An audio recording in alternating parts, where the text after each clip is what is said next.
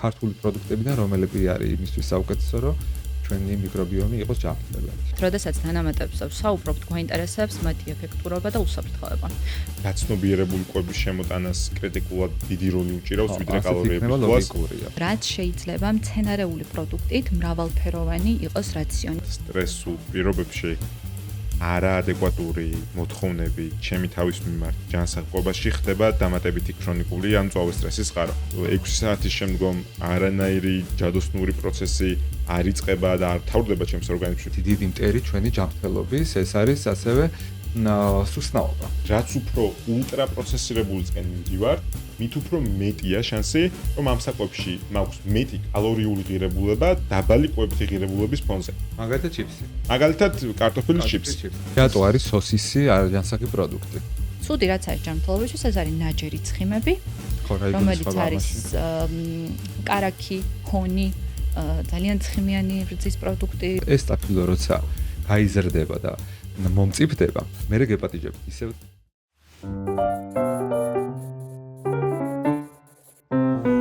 მოგესალმებით, დღეს ვიწერთ ჯანსაღი დიალოგის მორიგ ეპიზოდს და თემა გვაქვს ძალიან აქტუალური და მნიშვნელოვანი, ეს არის კვება, ეს არის ნუტრიციოლოგია, ნუტრიცია და ჩვენი სტუმრები არიან არაჩვეულებრივი ადამიანები, სალომე გოგლიძე და თორნიკე ენუქიძე. ეხლა რატო გადავწყვიტეთ ამ ადამიანების მოწვევა ჩვენთან? მით უმეტეს ეხლა თორნიკე ძალიან ბევრი იცნობს სოციალური ქსელებიდან, მეც ვარ მისი ერთ-ერთი გამომწერი. იმიტომ რომ მათ თავიანთ კოლეგებთან ერთად დააფუძნეს კლინიკური ნუტრიციოლოგიის ასოციაცია. და ძალიან ბევრი საინტერესო გეგმები აქვთ, თუნდაც რომ ამ თემაზე ინფორმირებლობა გაზარდონ, დაეხმარონ ადამიანებს სწორი გადაწყვეტილებების მიღებაში და ჩვენს გვინდა რომ ჩვენი წვლილი შევიტანოთ ამ მიმართულების პოპულარიზაციაში და დავეხმაროთ კარგი იდეების რეალიზებას. ვისაუბრებთ დღეს ჩვენ ძალიან ბევრს იმ საკითხებზე, რომლებიც ხშირად არის ხოლმე დისკუსიის საგანი, როგორც საქართველოს საზოგადოებაში, ისე საერთაშორისო მასშტაბში და განსაკუთრებით სოციალურ ქსელებში დღეს უამრავი რესურსია. რჩევების მისაღებად, გამოცდილების გასაზიარებლად, თუმცა ყველაფერი მთლად ისე არ არის, როგორც ჩვენ გონია, იმიტომ რომ ხშირად გამოგვერევა ხოლმე მტკიცებულებებზე არ დაფუძნებული ინფორმაციაც, რომელიც შეიძლება რომ რაღაც საფრთხეების შემცველი იყოს. ამიტომ მოდი პირველ კითხვას სწორედ ამ საკითხზე დავსვამ და გამოვეხმაურები ბოლო პერიოდის ძალიან ტრენდულ ამბავს და სალომე, შენთან მექნებოდა პირველი კითხვა. ეს ეხება ბუნებრივ ოზემპიქს, იმიტომ რომ ბოლო პერიოდში TikTok-ზე, Instagram-ზე და სხვა სოციალური ქსელების პლატფორმებზე ხშირად გვხვდება ხოლმე პროდუქტები, საკვები დანამატები და ამ შემდეგ, რომელიც აი ასე პოზიციონირებს, ეს არის როგორც ბუნებრივი ოზემპიკი, ანუ წონის კლების საშუალება. შენ გქონდა ამ საკითხთან დაკავშირებით შენი გამოხმაურება, რომელიც ვნახე და მინდა რომ მოდი ამ თემაზე ვისაუბროთ. არის თუ არა რაღაც კითხვის ნიშნები ამ მიმართულებით, რას უნდა მივაქციოთ ყურადღება და რა უნდა გაითვალისწინონ ადამიანები. მოგესალმებით, მივესალმებით თქვენს მსმენელს. რაც შეეხება ბუნების ოზემპიქს. ბუნების ოზემპიქში გულისხმობენ ესეთ ნივთიერებას, მცენარეს, რომელსაც ქვია გარსინია კამბოჯა. მასზე არის ინფორმაცია სანდო წყაროებზე და ვიცით, რომ აქვს რისკი ღვიძლის ტოქსიურობის. ტოქსიური არის ღვიძლისთვის ერთი სიტყვით რა. ზოგადად, როდესაც დანამატებს საუბრობთ, გვაინტერესებს მათი ეფექტურობა და უსაფრთხოება. ამ გარსინია კამბოჯას შემთხვევაში ერთი რო უსაფრთხო არ არის, რაზეც უკვე ვახსენე და მეორე ეფექტურიც არ არის. ბუნების ოზემპიქს იმიტომ ეძახიან, რომ ამტკიცებენ, რომ იგივენაირი ეფექტი აქვს, ანუ ამცირებს მადას, რასაც უნდა მოყვეს ნაკლები საკვების მიღება და შესაბამისად ნაკლები კალორიების გათვალისწინებით წონის კლება. აღმოჩნდა, რომ ამ მიმართულებითაც სათანადო მტკიცებულება არ გვაქვს, რომ ეფექტურია. შესაბამისად, მსგავს დანამატების მიმართ უნდა ვიყოთ ძალიან ფრთხილად. გარდა ამისა, დავამატებ კიდევ იმას და ვიტყვი, რომ ბუნების ოზემპიკი და მსგავსად პოზიციონირებულ დანამატებს კიდევ დამატებით აქვს ხოლმე გარკვეული ვიტამინები, მინერალები, ნივთიერებები კომპლექსში და ძირითადად კონცენტრირებული, აი გარკვეული ეფექტის მქონე დანამატებს ვიტამინები ძალიან დიდი დოზებით აქვს ხოლმე და ზოგადად ვიცით, რომ გარკვეული ვიტამინების შემთხვევაში მაღალი დოზები არის საზიანო ჯანმრთელობისთვის.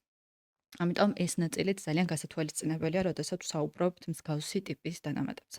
ხო, ანუ სპეციალისტთა კონსულტაცია, შესაბამისი ლაბორატორიული გამოკვლევები მნიშვნელოვანია იმისთვის, სანამ ასეთი ტიპის დანამატებს მივიღებთ, ხო? კი. და ყოველთვის, როდესაც დანამატებზე ვსაუბრობთ და თუ ადამიანი მაინც გადაწყვეტს დანამატების მიღებას, აუცილებელია მისი მართვა ექიმის მიერ და მინიმუმ ღვიძლის ჯანმრთელობის კონტროლი. კი ბატონო, დიდი მადლობა.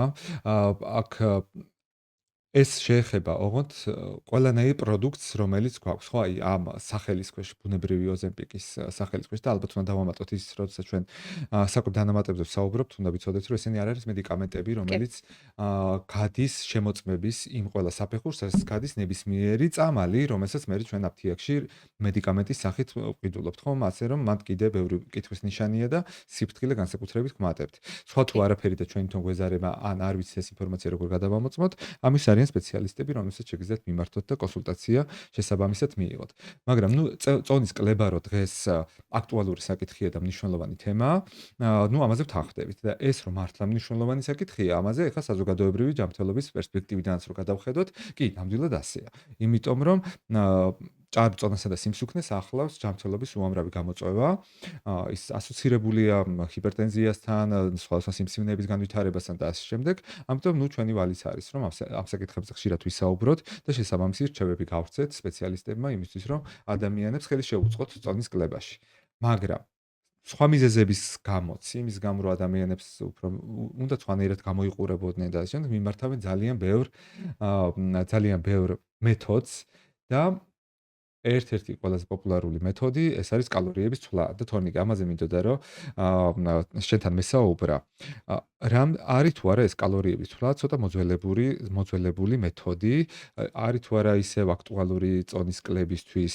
თუ ასეა, მაშინ რომელი უფრო მნიშვნელოვანია ეს კალორიების რაოდენობა თუ მაგალითად საკვების ხარისხი. აი როგორი არის დღეს 2025 წელს თანამედროვე ხედვა ამ საკითხთან მიმართებაში? ზურანეტა მარტო კალორიების თვლა იყოს ყველაზე ექსტრემალური დანაშაული ბჭყალებში, რასაც ექსტრემალური წონის კლებისთვის აკეთებენ. ამით გულისხმობ იმას, რომ არაადეკვატური კალორიული დეფიციტი, რომელიც იქნება და უფრო მეტად ხშირად სიმართლე გითხრა, კალორიების ართვლიდან გამომდინარეა ხოლმე ეს, ეხლა გავმარტა რას გიყვებით. ექსტრემალური კალორიული დეფიციტი ყველანაირი სახელობითი დიეტა, რომელიც გაგვიგია, რომელიც მოწადინებულია რამდენიმე კვირაში დიდი ოდენობის წონის კლებისთვის, არის დაფუძნებული ძალიან დიდ კალორიულ დეფიციტზე. როგორც წესი ამოსწოდებთ ძალიან დაბალ ენერგეტიკულ დიეტებს, სადაც 800 კალორიაზე ნაკლების მიღება ხდება ყოველდღიურად. ჩემ პრაქტიკაში, როდესაც ადამიანთან მაქვს ხოლმე საუბარი, არაერთი არაადეკვატური დიეტის შემდგომ, წარმოიდგინე 800 კალორიიან დიეტაზე, არაერთხელ ქონია წონის კლება, ამ დროს რწმუნდები, რომ მხოლოდ არაადეკვატური დიეტური შეზღუდვით შეგიძლია შედეგის მიღწევა. და დროთა განმავლობაში სწავლობ კალორიების დათვლას, პირველ რიგში ითვლი შენ კალორიულ ნორმას, ანუ შენ კალორიების დანახარს ადარებ იმას, რაც უნდა მიიღო, აღმოჩენ, რომ შენი კალორიულ ნორმა არის 2000 კალორიის შუალედში, ინდივიდუალურია, საშუალო სტატისტიკურად და აქედან 1400 კალორიას ხარჯავს შენი ორგანიზმი მოსვენებულ მდგომარეობაში საესვეცლო ფუნქციებისთვის. და მერე გიჩნდება კითხვა, აბა 800 კალორიან დიეტაზე რომ ვიყავი, მაშინ რა ხდებოდა? ანუ განცდა რომ 800 კალორიან დიეტით შემიძლია მხოლოდ წონის კლება, იქიდან არის გამოსული რომ კალორიებს არ ვითვლით. თუმცა კალორიების თვლა არ არის უნივერსალური მოცემულობა. კალორიები რაც მიდევს წინ, არ არის გარანტია რომ მართლა წინ მიდევს ერთი. ვიდაოთ ერთი ნაჭერი ხაჭაპური, რომელსაც რომელიმე რესტორანში მიირთმევა, ან ბებიაჩემმა გამოაცხო, არის თუ არა ერთნაირი კალორიული ნორმის, რთულია მით უმეტეს ქართულ კერძებზე მსგავსი დათვლების წარმოება. ყოველ შემთხვევაში რთულია ბაზის წარმოება. და მეორე, ჩემს ორგანიზმში მოხვედრის შემდგომ რა მოსდის ამ კალორიებს. ანუ კალორიების ზუსტი მეცნიერება არ არის, მაგრამ როგორც კვლევები გვაჩვენებს, ერთ-ერთი ხელმოსაჭიდია პროცესში დინამიკის საკონტროლოდ, ან შედეგის შესანარჩუნებლად. სტატისტიკურად რაც მეტი აღწერითი ფაქტორი შემოდის ჩემ პროცესში, მით უფრო მეტია შანსი რომ შედეგი მივიღო და შემდგომ შევინარჩუნო. მაგალითად, ამ აღწერე მეთოდებში შემოდის როგორც კალორიების ცვლა, ისევე შემოდის სასწორი, როგორც ჩემი წონის კონტროლი პროცესში. თუმცა მე ისმის კითხვა, კალორიების ცვლა უცილებელია შედეგის მისაღებად? პასუხი არა. უმრავლესობა ადამიანი თავისი სასურველი შედეგის ძალიან დიდ პროცენტს იმით აღწევს, მანამ სანამ კალორიებამდე მივა რა ქცევით სრულობებს აწარმოებს პროცესში. პორციების ზომის კონტროლს როგორ გააკეთებს, ოღონდ იმის ფონზე რომ აქვს ცნობიერება კალორიულ ბალანსზე.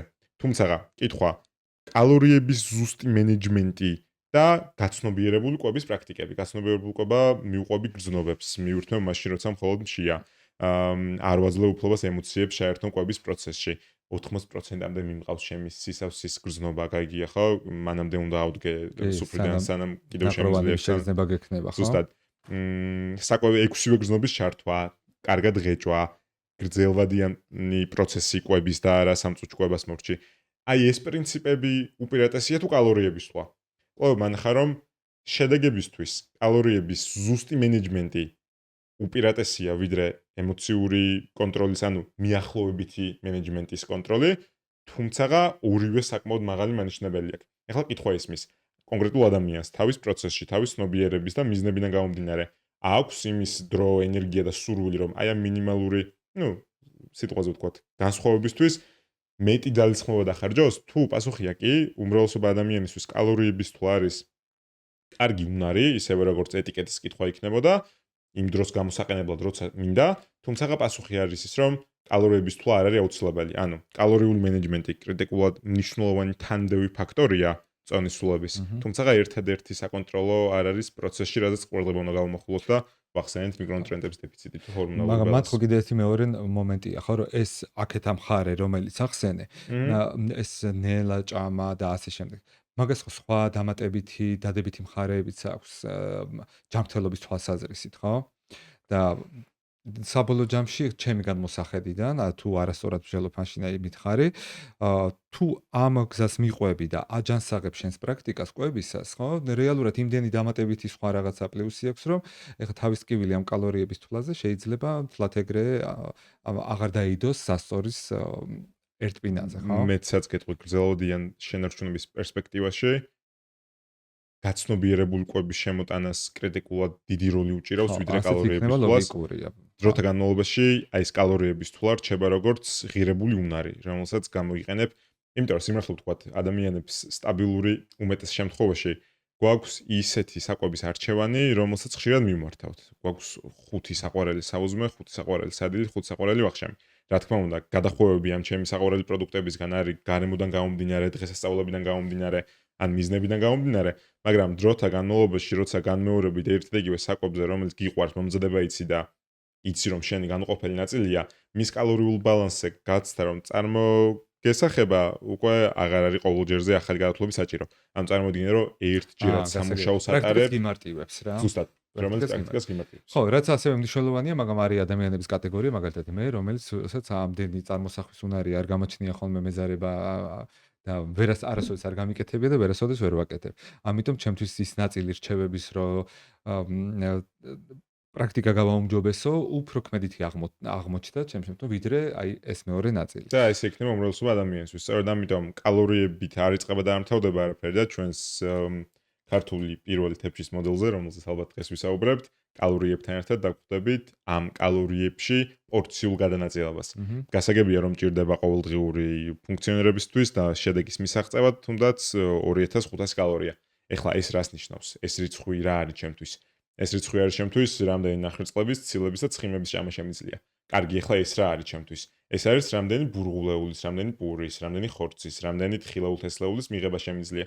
აი კალორიები როცა არის გამოთვლის პირველი საწყისი არ ნიშნავს რომ ამაზე ემყარება ჩემი ქცევითი სულობა.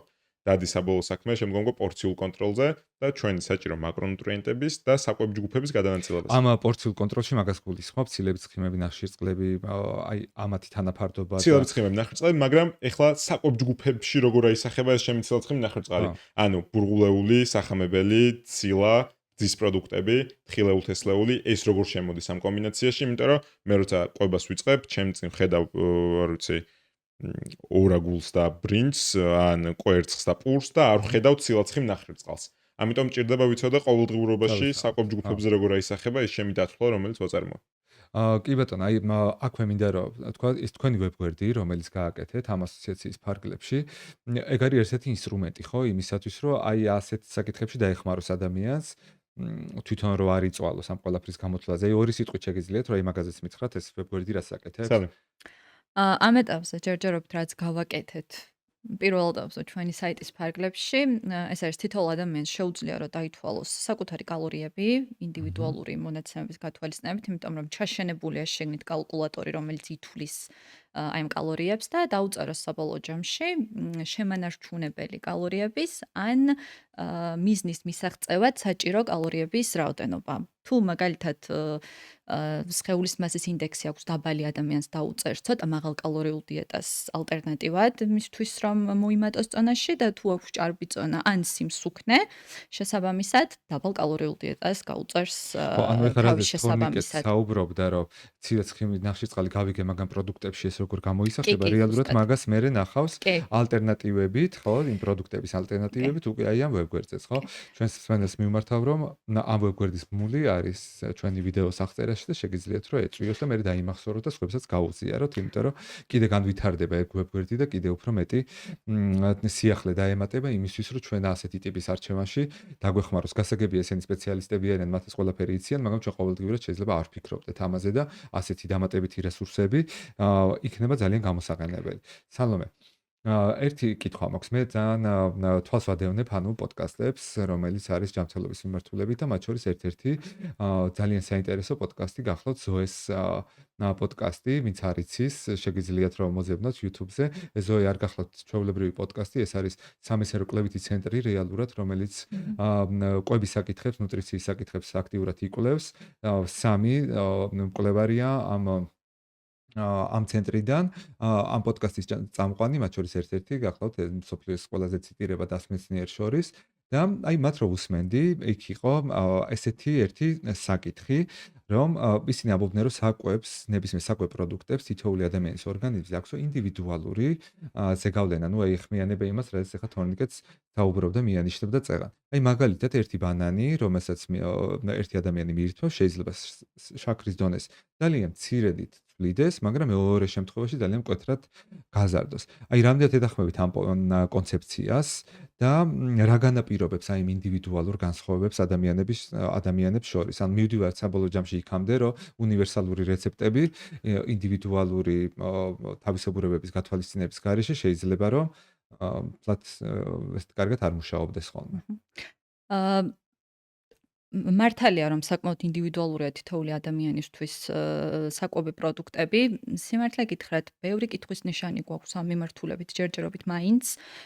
ბევრი ურთიერთსაწინააღმდეგო კვლევა, პასუხი, არასაკმარისი ინფორმაცია. პირველ ეტაპზე რა რეკომენდაციაც გაიცემა არის ის, რომ რაც შეიძლება მრავალფეროვანი იყოს კვება რა.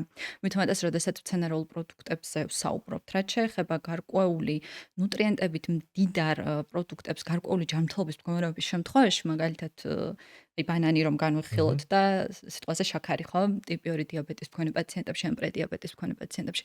აქაც ინდივიდუალიზმზე დავდივართ, ანუ უნდა ვნახოთ თითოეული ადამიანის შემთხვევაში რა პროდუქტი და რა კომბინაცია რა გავლენას ახდენს მის ჯანმრთელობაზე. როდესაც ვსაუბრობთ გასტროინტესტინულ ჩივილებზე, სიტყვაზე, რომელსაც არ აქვს არანაირი ორგანული საფუძველი და არის სიტყვაზე ნეიროგასტროენტეროლოგიური და გვაქვს ჩივილები, ხო, სიმპტომების სახით.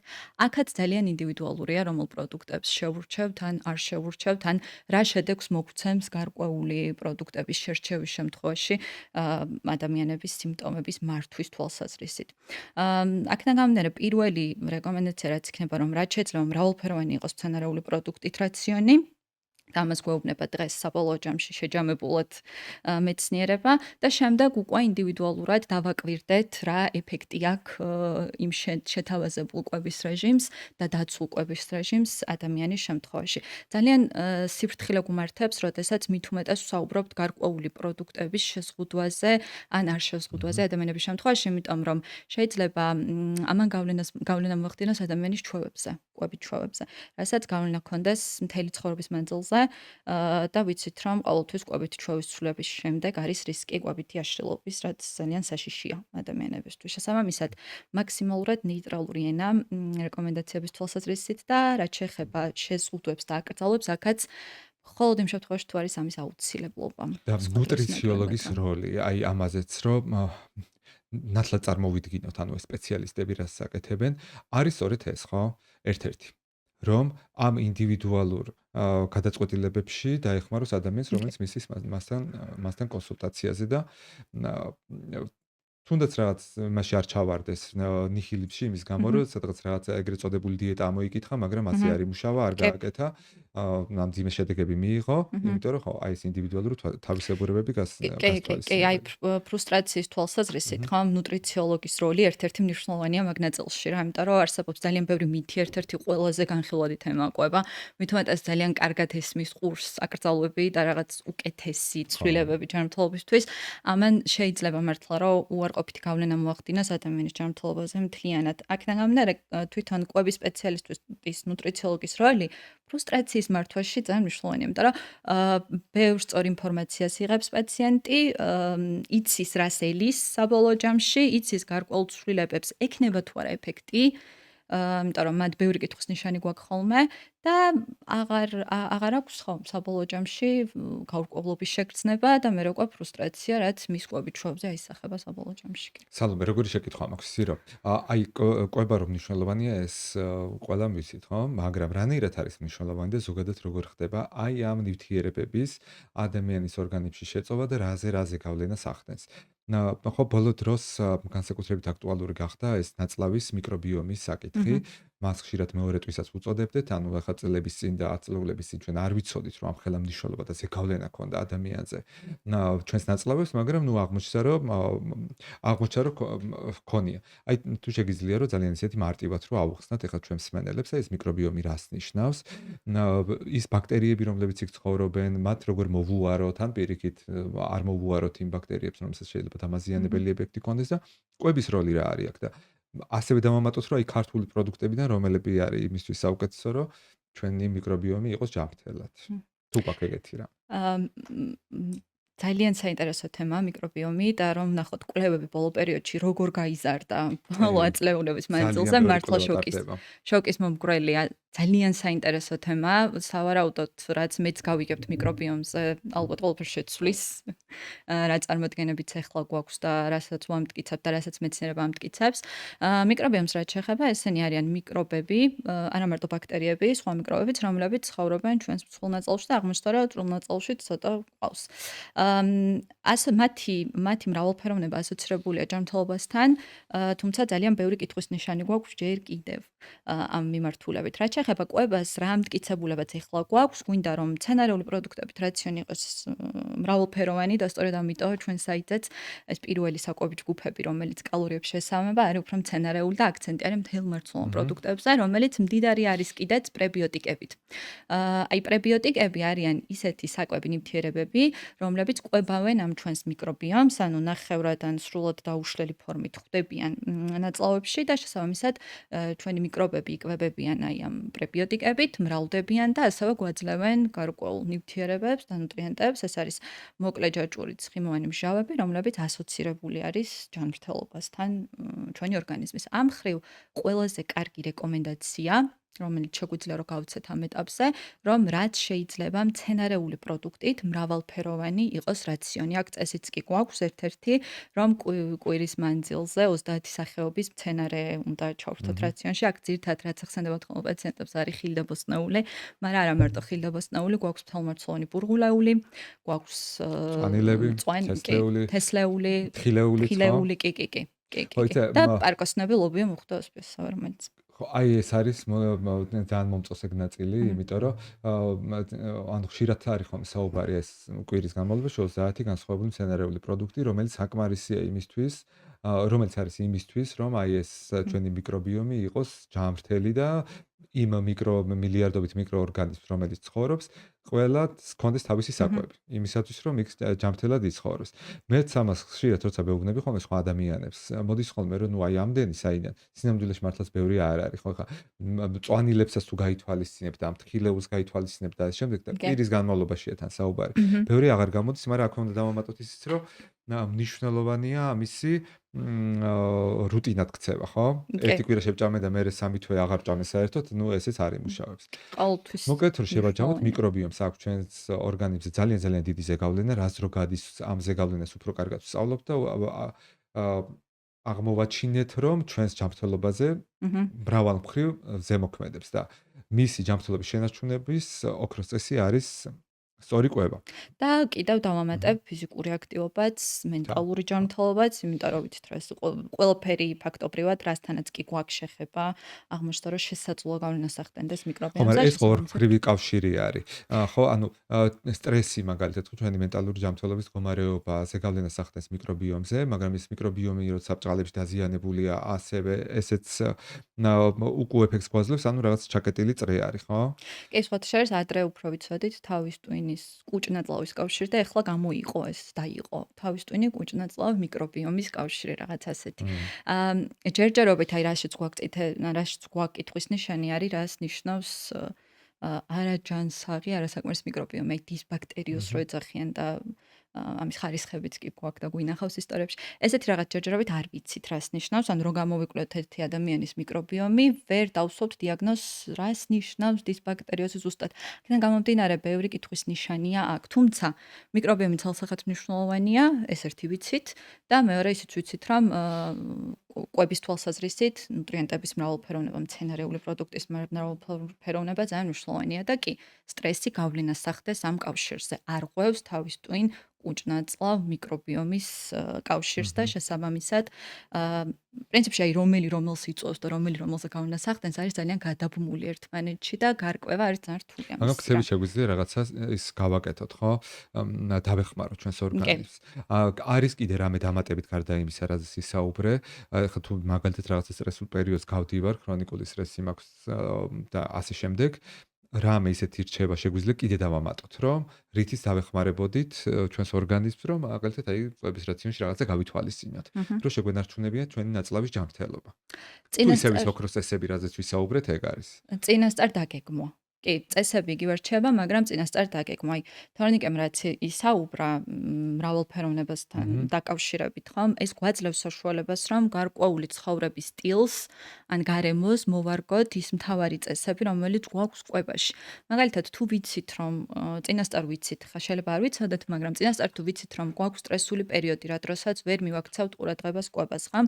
ამ დროს შეგვიძლია ნუტრიციოლოგი დავიხმაროთ, ან ისედაც თუ უკვე გამოცდილება გვაქვს, გავწეროთ რა როგორ შეგვიძლია კვების თვალსაზრისით რომ გავაკეთოთ. მაგალითად, მთელი დღე თუ გარეთ გვიწევს ყოფნა, მარტივი ვარიანტები გავწეროთ საკვების, რომელიც შეგვიძლია რომ თან წავიღოთ სიტყვაზე, აი იგივე მცენარეული პროდუქტებიდან, თხილეული, ჩირეული, ხილი, კარგი ხემსი, ასევე სენდვიჩების ფორმით ბალანსირებული სენდვიჩები, ბევრი მცენარეული პროდუქტით, სალათები, ბოულები, ისეთი ვარიანტები, რომელიც ინდივიდუალურად იმ ადამიანისთვის არის კომფორტული, მარტივი და ნუტრიენტულად მაქსიმალურად დაბალანსებული, იმიტომ რომ ჩაურთვები რა, სალმე მარტივზე რომ გამახვილ აქცენტი ეგ არის კრიტიკულად მნიშვნელოვანი. იმიტომ რომ ხშირად სტრესულ პირობებში არაადეკვატური მოთხოვნები ჩემი თავის მიმართ ჯანსაღ კვებაში ხდება დამატებითი ქრონიკული ან მწვავე სტრესის წყარო. ანუ მარტივი და რასაც შემიძლია ყურადღება მივაქციო, იმას მაინც მივაქციო ყურადღება არის მთავარი ამბავი ქრონიკული სტრესისას და არა ქრონიკული სტრესი დამეწყო და ეხლა დავიწყო ვარჯიშზე, პურის ამოღებაზე და ტკბილეულ სამოღებაზე, რომელიც არც არ უნდა გავაკეთოთ ფიქრი. და იმიტომ რომ ხშირ შემთხვევაში ადამიანებისთვის ჯანსაღი კვება არაადეკვატური შეზღუდვების ფონზე მეტი ქრონიკული სტრესის წყარო ხდება.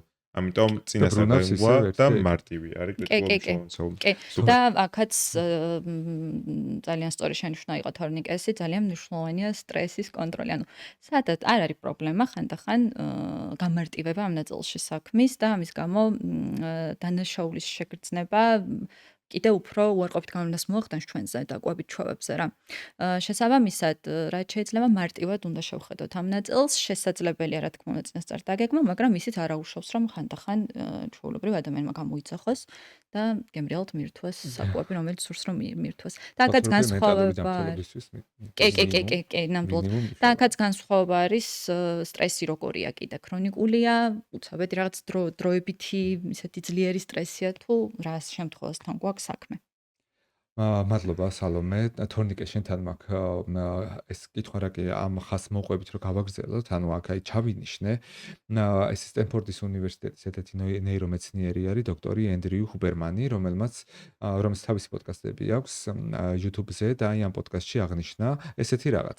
ნუ არ აღნიშნავს, ხშირად აღნიშნავს ხოლმე ამას, რომ დის ჭამთ შესაძლოა ისეთივე მნიშვნელოვანი იყოს, როგორც რას ჭამთ. განსაკუთრებით აი ამ ცირკადული რიტმების გამო. და აი რას ნიშნავს ეს ჩვენი ბიოლოგიური საათის კვება, რა შემთხვევაში არის ეს ანუ რა არის დროში შეზღუდული, ანუ ინტერვალური შიმშილი, რა მეცნიერულ პრინციპებს ეფუძნება და ვისთვის შეიძლება იყოს ის სასარგებლო ან პირიქით. ისეთ თემებს ვხები დღეს, სადაც რაღაცები ცოტა მარტივად უნდა გავყოთ მე მგონი. აბა. ესე იგი, აქაც როცა საქმე მიდგება ინტერვალურ კვებაზე და საკვების რაობაზე თუ მის დროზე ორ რაღაცაზე უნდა გავმოხულოთ ყურადღება. ორივეგან არის წითელი ხაზი. ერთი რაც ვიცით ხო და ნამდვილად ეს კაცი მაგას ამბობს, რომ ორივე ესეთი მნიშვნელოვანია. ზუსტად ჰიუბერმანის დიდი ფანი ვარ, როგორც ყველა ალბათ ადამიანი, ვინც ამ სფეროში ჩართული.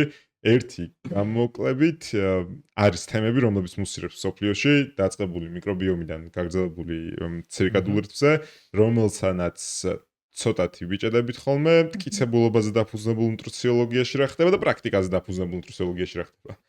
ეს პრაქტიკაზე დაფუძნებულ ნუტრიციოლოგიას გულისხმობ, კონკრეტული რჩევა მოვისმინე, ჩემ თავზე გამოვცადე და თავს უკეთ გრძნობ. ეს არის ერთი ამბავი, რომელსაც არანაკლებ მნიშვნელობა ენიჭება ჩემ პირად ცხოვრების გადაწყვეტილებაში და მეორეა მტკიცებულობაზე დაფუძნებული რანდომული კვლევები, რას მიჩვენებს ამ კონკრეტულ მიმართულებით.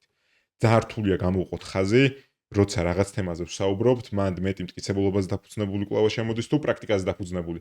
ამიტომ მინდა გვესმოდეს, რომ ეს ჩვენი მათ შორის ნუტრიციოლოგების ტკივილია, როცა ზოგადად თემებზე ვსაუბრობთ, რომ ესია, მაგრამ და მე ბევრი რავალწერტილი მოდის. ხო, მაგრამ ეს ახლა მაინც ახალი კვლევებია შედარებით და წლების მერე სხვა სურათი გვექნება. ზუსტად, ამას სჭირდება დრო, ამას სჭირდება ერთეული შემთხვევიდან გადასული მეტაანალიზამდე, რომელისგანაც შემიძლია საბოლოო დასკვნა და თქვა, რომ ამის დროს ასე ხდება. რომელიც განსხვავებულია კორელაციისგან, ხო, რომელიც მანიშნებს რაღაცას, მაგრამ მაინდა-მაინც არ მეუბნება მიზეს შედეგობრივობას. ეხლა დაუბრუნდა მაშინ ინტერვალური კვების ნაწილს. ინტერვალური კვება ჩვენ ქვეყანაში დიდი ხანი იყო ცნობილი, იქამდე სანამ ამას ინტერვალური კვება და 18 საათიანი შიმშილი დაერქმეოდა, ამას ვეძახით 6-ის მერე არ ჭამო. და ამას ჩემ ბავშვობაშიც როცა ბევრ დიეტებს მივყობოდი, 6-ის მერე არ ჭამა, ესეთი ნაცნობი თემაა, რომელიც უკან ბექგრაუნდად მოსდევს ფონად ამ ჩვენ კვებით მიმართებებს. მოკლედ, ერთი რაც ვიცით არის ნამდვილად ის, რომ 6 საათის შემდგომ არანაირი ჯადოსნური პროცესი არ იწყება და არ თავდება ჩემს ორგანიზმში, რომელიც ნახშირწყლების გადამუშავებაში შემიზღუდავდა ან წონას მომამატებინებდა ყოველ 6 საათის შემდგომ შემოსული ლუკმას ჩემს პირისგულში. მაგრამ ასევე ვიცით ის, რომ ორგანიზმი თავის 24 საათიანი ციკლის მიმდინარეობაში და ამას ვფიქრობ ცირკადულ რიტმებზე მე სალომით დაგვეხმარება, თავის ფუნქციონირებას, თავის ჰორმონალურ სისტემით და ყველა სხვა ფუნქციით არეგულირებს. ინტერვალურ კვებაზე პირველი ამოსავალი წერტილი, რაზეც ხელმოსაჭიდი გვაქვს არის ის, რომ ინტერვალური კვება უკეთესია ვიდრე არარეგულარული ქაოტური კვება. ამ ნაწილში გეთანხმებით, იმიტომ რომ დღის განმავლობაში ყოველ წამს ახალი ხემსი იქნება ეს თუ იქნება ახალი პორცია ულუფა, დიდი ალბათობით არ დამტოვებს ჩემი მიზნებისკენ გზაზე, დიდი ალბათობით გადავამატებ კალორიულ მოხმარებას და დიდი ალბათობით წინასწარ არ დავგეგმავ მაშინ, როცა ვიცი რომ საკვებზე ხელმისაწვდომობა მუდმივად მაქვს. ინტერვალური კვება მაძლევს ჩარჩოს, რომელიც ჩარჩოშიც შემიძლია წინასწარ დავგეგმო და მქონდეს დრო, როცა საკვებზე ნაკლებად ვფიქრობ. ამით მომწონს ინტერვალური კვება, უფრო მეტად ცხოვრებისეული სტრატეგია, ვიდრე კვების სტრატეგია, იმიტომ რომ ინტერვალური კვება არ მეუბნება რამდენს და რას მივირთმევ, მეუბნება მხოლოდ როდის მივირთმევ, რომელიც ერთი კუთხეა მხოლოდ ჩემი 6 კუთხე და კუბის, რომელსაც ნუტრიციოლოგიას ვეძახით. ამიტომ კარგი სტრატეგიაა და მივესალმები უბრალოდ გამონაკლისები გვაქვს. ერთი გამონაკლისი არის ის, რომ ადამიანები, რომელსაც binge eating-ისკენ მიმართულობა აქვთ, ანუ ემოციური სტრესულ კვებაზე, ერთულ უფაზე დიდი ოდენობით კვება 18 საათიანი ან უფრო გახაზებული კვების მერე პირველ კვებას, რომელსაც შიმშილის შემდგომ მიუდგებიან, ჯანსაღად ვერ აკვირდებიან და ამას გეუბნებით მე ადამიანი, რომელიც 23 საათი და 1, ანუ ეს არის 1 meal a day პროტოკოლი, 23 საათი არ ყვევები, შემდგომ 1 საათი ყვევები დღის განმავლობაში, 1 საათი იმიტომ ყვევები, რომ მდენად ხშირია, რომ 1 საათზე ნაკლებ დროში ვერ ატევ იმ ყოველფრის მიღებას, რომელიც გინდა. და მე ვარ ადამიანი, რომელსაც ვფიქრობ, რომ binge eating-ისკენ მიდრეკილება აქვს თავისი არადეკვატური დიეტური შეზღუდვების გამო, რაც ბავშვობაში დაიწესა. ადამიანი გიზი ვარ წინ, რომელიც ამას აკეთებდა. თვენახევარი 2 თვე, ყოველ დღე, წონაში ვერ დაიკლო და მეტიც, როცა მორჩა ამ კვებას კურჭის პორცია, იმ ხელს მქონდა, ხელზე მქონდა გაფართოებული, გაზრდილი, რომ ინტერვალური კვების მერე პირიქით ზონაში მოვიმატე, იმიტომ რომ ისულ უფა აღარ მაკმაყოფილობდა, რაც აქამდე მივიღებდი. ანუ მიეჩვია ერთჯერზე ბევრი სჭამას და ბევრჯერ გაიმეორე მე დრის წარმოიდგინე მანძილზე. ერთჯერ კი უკვე 6 ჯერ ჯამ დღეში ბევრჯერ. მოკლედ, იმიტომ რომ უფრო ხშია. იმიტომ რომ უფრო ხშია. შეზღუდე. იმიტომ რომ შეზღუდე. მოკლედ, ბევრი ფაქტორია ბინჯითიკისკენ, ანუ ემოციური მიმართებებისთვის დიდად ბედნიერი არ ვარ, გახანგრძლებული ინტერვალური პრაქტიკით, მოზარდებისთვის ბედნიერი არ ვარ ინტერვალური კვების რეჟიმის დაწესებით. ორსულებზე ზოგ შემთხვევაში ანეკდოტურად მომდის ინფორმაციები, როცა საუბარი გვაქვს რეპროდუქციული ასაკის მქონე ქალზე, სადაც გახანგრძლებული კვებათა შოულდი პლუს კალორიული დეფიციტი პლუს ქრონიკული კარდიო ჰორმონალური დისბალანსის წყარო ხდება ხოლმე. შესაბამისად, კარგი პრაქტიკაა, მაგრამ გააჩნია ვისთვის და როდის და მე ამ ყველაფერს მოვილობ, თავი ხელმოსაჭრელი შემოდის აუტოფაგია, რომელიც ყველას გსმენია. ეგ ძალიან საკითხია, ხო. ძალიან საინტერესო საკითხია, რომელზეც კიდევ ბევრი კვლევაა ჩასწარებელი, იმიტომ რომ მტკიცებულობაზე დაფუძნებული პრაქტიკებით ჯერჯერობით აუტოფაგია, რომელიც ნამდვილად ძლიერდება. ამოხსნათ თან რა არის სმენელს ეს აუტოფაგია? აუტოფაგია ეს არის უჯრედის თვითმონელების პროცესი, რომელსაც კრიტიკულად მნიშვნელოვანია ვიცოდეთ, რომ ჩემი ორგანიზმი მუდმივად აწარმოებს. თუმცა როცა მიდგება საქმე აუტოფაგია, ნახეთ, ამიტომ ჯანსაღ-კვებაში ისევე როგორც კუნთის მატებაზე, წონის კლებაზე იწყება და მთავრდება ცოტა არასწორი კონცეფცია მოახდინო. როდის იწყება ცხიმის წვა? არ და ნებისმიერ მოცემულ მომენტში ჩემი ორგანიზმი ნახირწყლებს და ცხიმონჯოებს კონკრეტული თანაფარდობით იყენებს. როდის იწყება კუნთის სინთეზი? როდის იწყება აუტოფაგია? პასუხია კი არ იწყება. როდის ძლიერდება? ნახეთ რომ ინტერვალური შიმშილით აუტოფაგია ძლიერდება, უბრალოდ ძლიერდება ვირთხის მოდელებში და რამდენად ძლიერდება ადამიანებში, ამაზე პასუხი არ გვაქვს. შესაბამისად, კონცეფცია რომ ასაკის მატებასთან ერთად სიოსლის გახანგრძლივებაზე როცა მიდგება საქმე, ფასტინგი მოქმედებს, ვიცით? თუმცა ფასტინგთან ერთად ყველაზე მეტი და ხელმოსაჭირი მოქმედებს ადეკვატური კალორიული რესტრიქცია, კალორიების შეზღუდვა, ანუ მუდმივად ჰიპერკალორიული მდგომარეობაში იმას ნაკლებ კალორიების მიღება, ვიდრე ხარჯავ. ოღონდ ადეკვატური ოდენობით. ეს არის მთავარი გასაღები, რომელიც ფასტინგი მეხმარება კალორიულ დეფიციტში დავრჩე, ესე ფიქრობენ, ადამიანის მოდელზე არ ვიცით, პასუხი არ გვაქვს რა გვექნება, თუმცა ბიოქიმიური მექანიზმებით საინტერესო ჟღერს. აუტოფაგია, ანუ ჩემი ორგანიზმის განახლების პროცესის და დაბერების საწინააღმდეგო პროცესების წარმართვა, თუმცა იმდენი ბიოქიმიური მექანიზმი არსებობს ჩემს ორგანიზმში, რომ სამწუხაროდ თუ საბედნიეროდ ყველაფერი პრაქტიკულად არ მტკიცდება ხოლმე კვლევით. აქ აუტოფაგიაზე როცა საუბრობთ, ხო, და ეხლა მით უმეტეს ეს ინტერვალური კვება დღეს ძალიან ისეთი პოპულარულია, ტრენდულია მთელი მსოფლიოს მასშტაბით და ანუ ასეთი ინტერპრეტაციით ხშირად ხდება ხოლმე მასალები, მათ შორის ინტერნეტის არასამეცნიერო რესურსებში, რომ როცა აიხარ ინტერვალურ კვებაზე და რა ვიცი შიმშილობ ადამიანი, შემდგომ შენი უჯრედები იწყებს საკუთარი სიმსივნური გადაგვარებული ასეთი ისეთი ცუდები რაც არის. ამ უჯრედების მონელებას და ასე უნდა გავიგოთ ეს აუტოფაგია. არ იწყებს. ამას შენი ორგანიზმი მუდმივად აკეთებს ყოველდღიურად. ამას ვეძახით ერთ-ერთ ნაწილი დღესაც ასე ვისაუბრებთ და რატომაც ვიზახით რომ ყველა გაიდლაინში რასაც შევხვდებით ჯანსაღ განახდება მუდმივად ჩვენი უჯრედები. ზუსტად, იმიტომ რომ ყველა გაიდლაინში ხვდებით რას მეტი ხილის და ბოსტნეულის მიღებას, რომელსაც მოყვება წინ ანტიანთებითი, ანტიოქსიდანტური ნაერთები, რომლებიც ჩემს ორგანიზმს ეხმარება ჯამური ანტიოქსიდანტური მარაგის მებრძოლების, რომელიც ყოველდღიურად აგვარებს ჩემს ორგანიზმში მიმდინარე პროცესებს. იმდენი რაღაც ხდება ნებისმიერ მოსულ მომენტში ჩემს ორგანიზმში, რომ მაგის აღქმა მიჭირს, მაგრამ ვიცოდეთ რომ ყველაფერი ერთდროულად ხდება ჩემს ორგანიზმში, მაგრამ თავარია სწორედ ამ ჯანსაღი კვებით, ფიზიკური აქტივობით და სწორი მიდგომებით დავეხმარო ორგანიზმს უფრო ხანგრძლივად და უკეთ გაუმკლავდეს იმას, რასაც ისედაც უმკლავდება. ანუ ჩემი ორგანიზმი ჭკვიანი და ძლიერია, ჩემი კვებით ვეხმარები გაუმკლავდეს და იმას, რაც აკეთებს, ანუ მოინელოს სიმსივნური უჯრედები და გამოცვალოს თავისი უფუნქციო უჯრედები, შეგვიძლია დავეხმაროთ ფასტინგით, ოღონდ კითხვის ნიშანია, რამდენად შეგვიძლია გავაკეთოთ ადამიანებში, ანუ რამხელა განსხვავებას მოიცემს და ღირსშესანიშნაობები, რომ ეს ადამიანებს ესევე მუშაობს. ზუსტად, ამიტომ ნებისმიერ ესეთი შეზღუდვაზე როცა მიდგება საქმე, არის ოქროს შუალედი. მაგალითად, ოქროს შუალედი იქნებოდა უმრავლესობა ადამიანისთვის. ვიტყოდი მამაკაცისთვის.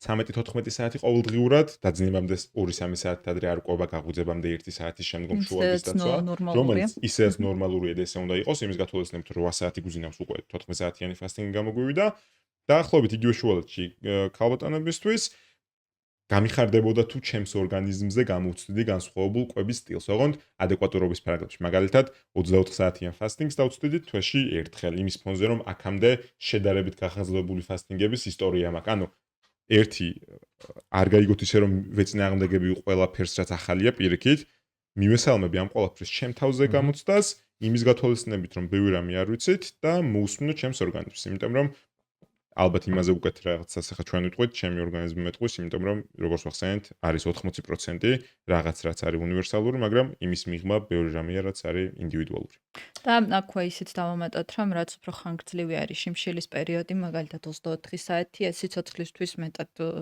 სარისკო ხდება, სიცოცხლისთვის ხდება საშიში, ამიტომ ეს ფაქტორიც ძალიან გასათვალისწინებელი. ამ ცირკადულ რიტმზე ხო არ გინდათ რამის დამატება? ერთადერთი ძილზე დავამატოთ, ხო? სადაც უფრო დიდი როლი აქვს ამ შემთხვევაში და ვიცით რომ აი shift worker-ები რო არიან ვინც ღამე მაგალითად ღვიძავთ და ჭამენ და დღეძინავთ, მათთან ხედავთ მეტაბოლურ დარღვევებს, მეტს და ალბათ ამაზე ღირს ყურადღების გამახვილება. ნამდვილად ხედავთ სხვადასხვა მექანიზმების გამო. შესაბამისად, აქ უფრო მეტად მნიშვნელოვანია ვიტყოდი საბოლოო დასკვნას, ვიტყოდი რომ უფრო მნიშვნელოვანია რომ ადამიანებმა გაამახვილონ საკუთარ ჯანმრთელობაზე ყურადღება, უფრო მეტი ყურადღება მიაქციონ კვებას, ჯანსაღკვებას და სადაც შეუძლიათ რომ ფაქტორია რისკის, ხო? კი. აი ეს მელატონინი, რომელიც გამომუშავდება და ვიცით რა დროსაც გამომუშავდება, არამარტო ძილის ჰორმონი, აღმოჩნდა რომ მეტაბოლური ჰორმონიც არის და განასახდენ სისხლში შაქრის დონეზე, რაც ქრონიკულად თუ გრძელდება, საბოლოო ჯამში მივყავართ დაავადებამდე. შესაბამისად, ერთ-ერთი ყველაზე ძლიერი ანტიოქსიდანტია ბუნებრივი, რომელიც ჩემს ორგანიზმში წარმოიქმნება. Yes. ამიტომ სხვა შორის Andrew Huberman-ის ციტატაც გამახვილებული მთელი ყურადღება იყო ინტერვალური კვება იმისთვის, რომ დიდმა პორცია საკვებმა ძილს არ შეუშალოს ხელი. ამიტომ ძილს კრიტიკულად მნიშვნელოვანი როლი ეჭირება მათ. კი, ხარისხიან ძილს. მაგას ამასაც მნიშვნელობა აქვს ხანგრძლივობას, ხარისხს. ხო, ახლა ჩვენ ბუნებრივ გზაზე ვსაუბრობთ, მაგრამ დანამატის სახით მელატონინის მიღება გვაქვს ესე საკმარისი მტკიცებულებები იმის, რომ ამას შედეგი მოაქვს.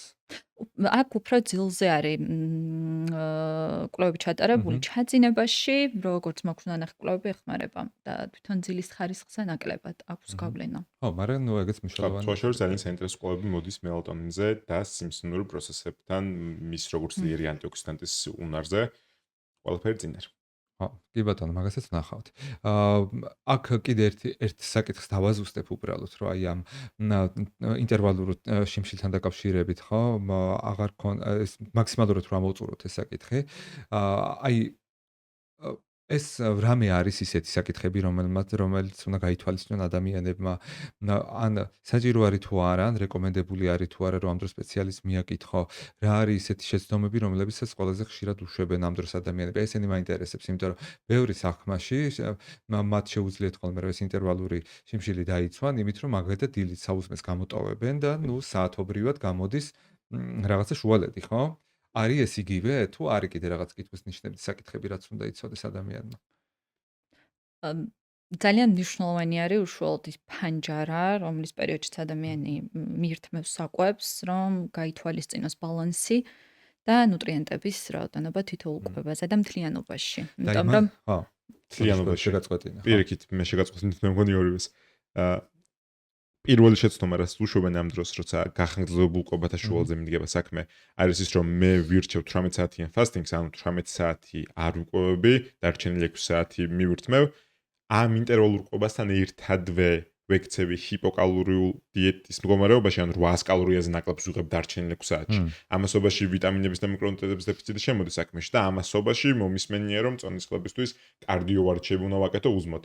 აი ეს ყველაფერი შეჭიდული გახანგრძლივებულ კვებათა შორის შუალედთან.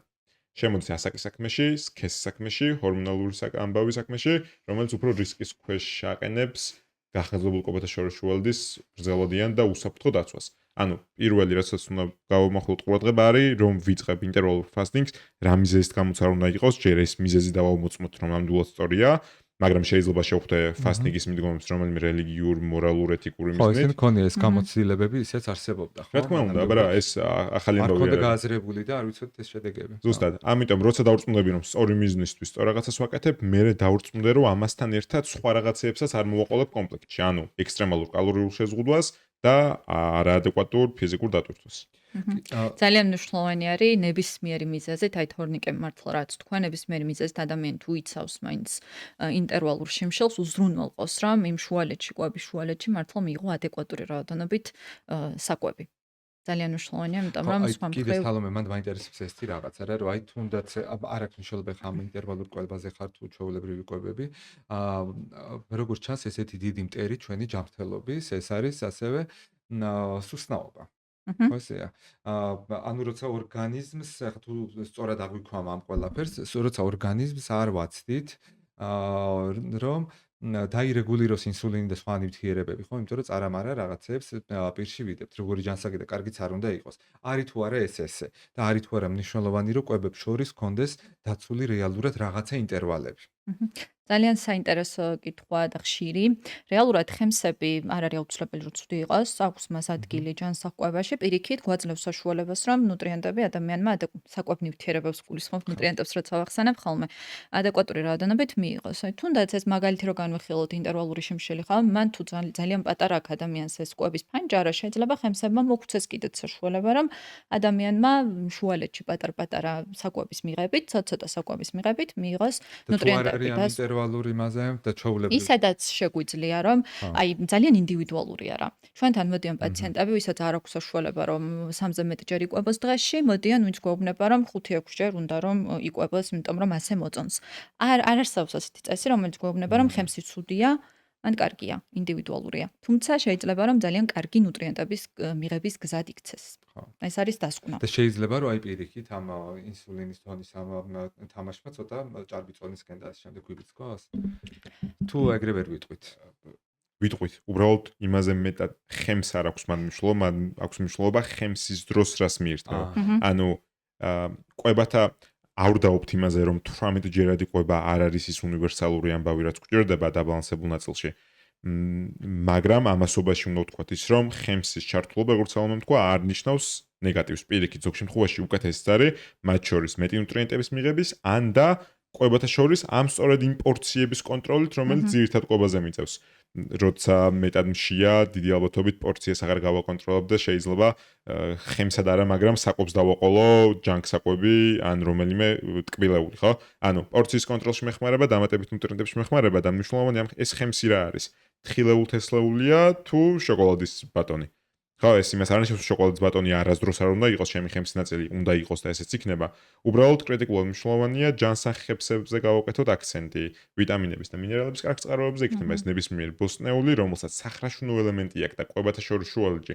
თუ ადეკვატურ კალორიულ სტაფილო, თუ ადეკვატურ კალორიულ დეფიციტში ვარ, მეხმარება რომ ჩემი აქამდე მიჩვეული პირის რეცეპტორები რაღაცით დავაკავო, იყოს თხილეულ-თესლეული, ეს შეიძლება იყოს მაღალცილოვანი ჯანსაღი ცხიმების და დაბალი დამატებული შაქრების შემცველობის მქონე ნებისმიერი ხემსი, ასე რომ, ამ მიმართულებითაც ფიქრობ, სოფლიო და საქართველოს ნელ-ნელა ხედავ, რომ წინ მიდის ჯანსაღი ხემსების ალტერნატივებით. ჩვენთვის ჯანსაღი, როცა მიდგება საქმე ულტრაპროცესირებულ საკვებზე, ულტრაპროცესირებულს თავის განმარტებები აქვს, ზოგიერთი ულტრაპროცესირებული საკვები. რა არის? ეს რა ქვია, გადამუშავებული კერა.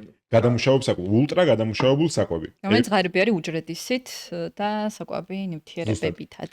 ანუ ულტრაპროცესირების ნაწილი გულისხმობს, რომ ეს ოღონდ სპექტრია, 4 ტიპის სტადია გამოყოფილი, რაც უფრო ულტრაპროცესირებულისკენ მივდივართ, მით უფრო მეტია შანსი, რომ ამ საკვებში მაქვს მეტი კალორიული ღირებულება დაბალი კვებითი ღირებულების ფონზე. მაგალითად ჩიფსი. მაგალითად კარტოფილის ჩიფსი.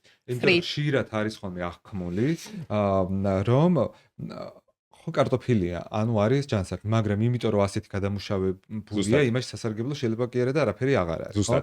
ზემოდან მარილიც აქვს დამატებული და სხვა ისეთი ნივთიერებები, რომლებმაც შეიძლება. კი, უბრალოდ ახლა ერთ საინტერესო ამბავი. ზოგიერთი კვლევა ულტრაპროცესირებულ საკვებზე მეუბნება, რომ ულტრაპროცესირებულ საკვებთაგან ზოგიერთი ულტრაპროცესირებული საკვები 8.7%-ით უკეთეს ნაკლები ალბათობით იწვევდა ათლეტებში გულსახოსისმის დაავადებების რისკს. რატომ? იმიტომ კი არა ულტრაპროცესირებულ საკვებში იმალება რაღაც. ზოგიერთი ულტრაპროცესირებული საკვები შეიძლება იყოს პირიქით მოდიფიცირებული. ანუ მაგალითად წინ მედოს იოგურტი ან პოპკორნი, სადაც მაქვს მეტი ცილების და დაბალი ცხიმების შემცველობა და ასევე დაბალკალორიულობა.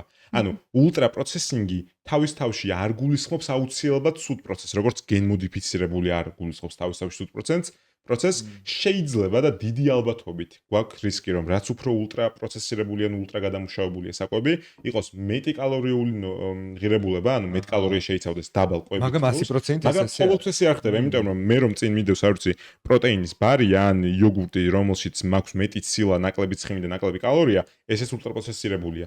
ანუ იმის თქმა მინდა რომ სოფლიოში მეტი კალორია ნაკლები კვებითი ღირებულებიდან ვიშიფთებით გადავინაცვლოთ მეორე მხარეს. მიდის სოფლიო მეტი კვებითი ღირებულება ნაკლები კალორიების ხარჯზე. ეს არის ეხლა მოდური, ეს არის ტრენდული, მაღალი ცილა, აკერია ყოველს პირზე, ვინც სნექების სამყაროშია, ხო ესეა?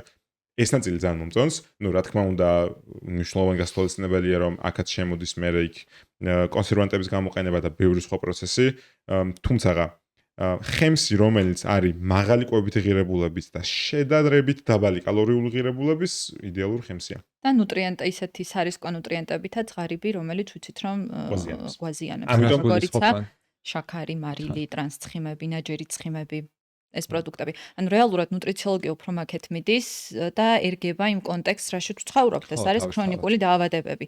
შესაბამისად, უფრო შემოდის ინტერესი ისეთი პროდუქტების შექმნის, რომელსაც ეძახიან ტექნიკურად ულტრაპროცესირებულს და პროცესირებულს, però ვიცით რომ მსგავსი ცვლილებები უკვე ქმნის პროდუქტს და ეძახიან როგორც პროცესირებულს, მაგრამ რეალურად შეიძლება ძალიან კარგი ეფექტი აი რატო არის სოსისი არაჯანსაღი პროდუქტი? ხო ხორცია, ხო? კი, და ულტრაპროცესირებული. და ულტრაპროცესირებული. პირველი რაც შემოდის თამაში არის ცალსახა ფაქტი, რომ ულტრაპროცესირებული ხორცის პროდუქტები გაყვანილია კარცინოგენების რისკში. აქვე საქმე შემოდის ახსენა სალომე მარილების და ნატრიუმის ჭარბიოდენობა ამ ჩემ არსებულ წინ ხორცს პროდუქტში. ორი მთავარი ფაქტორი, რის გამოც ცალსახად ულტრაპროცესირებული ხორცს პროდუქტები ჯანსაღი უკვე ვეღარ გამოდის, ეს უკვე ხორცი აღარ არის. რასაც ხორცს პროდუქტისგან მივიღებდი სარგებელს, იმ სარგებელს მინიმუმ ვერ მივიღებ. ყოველ შემთხვევაში გადააჭარბებს ნეგატიური ელემენტები. ანუ შეიძლება ცუდი ამბებიც პირიქით აქედან მივიღო. თუ ხშირად ხდება მათი მოხმარება და ქრონიკულად რა.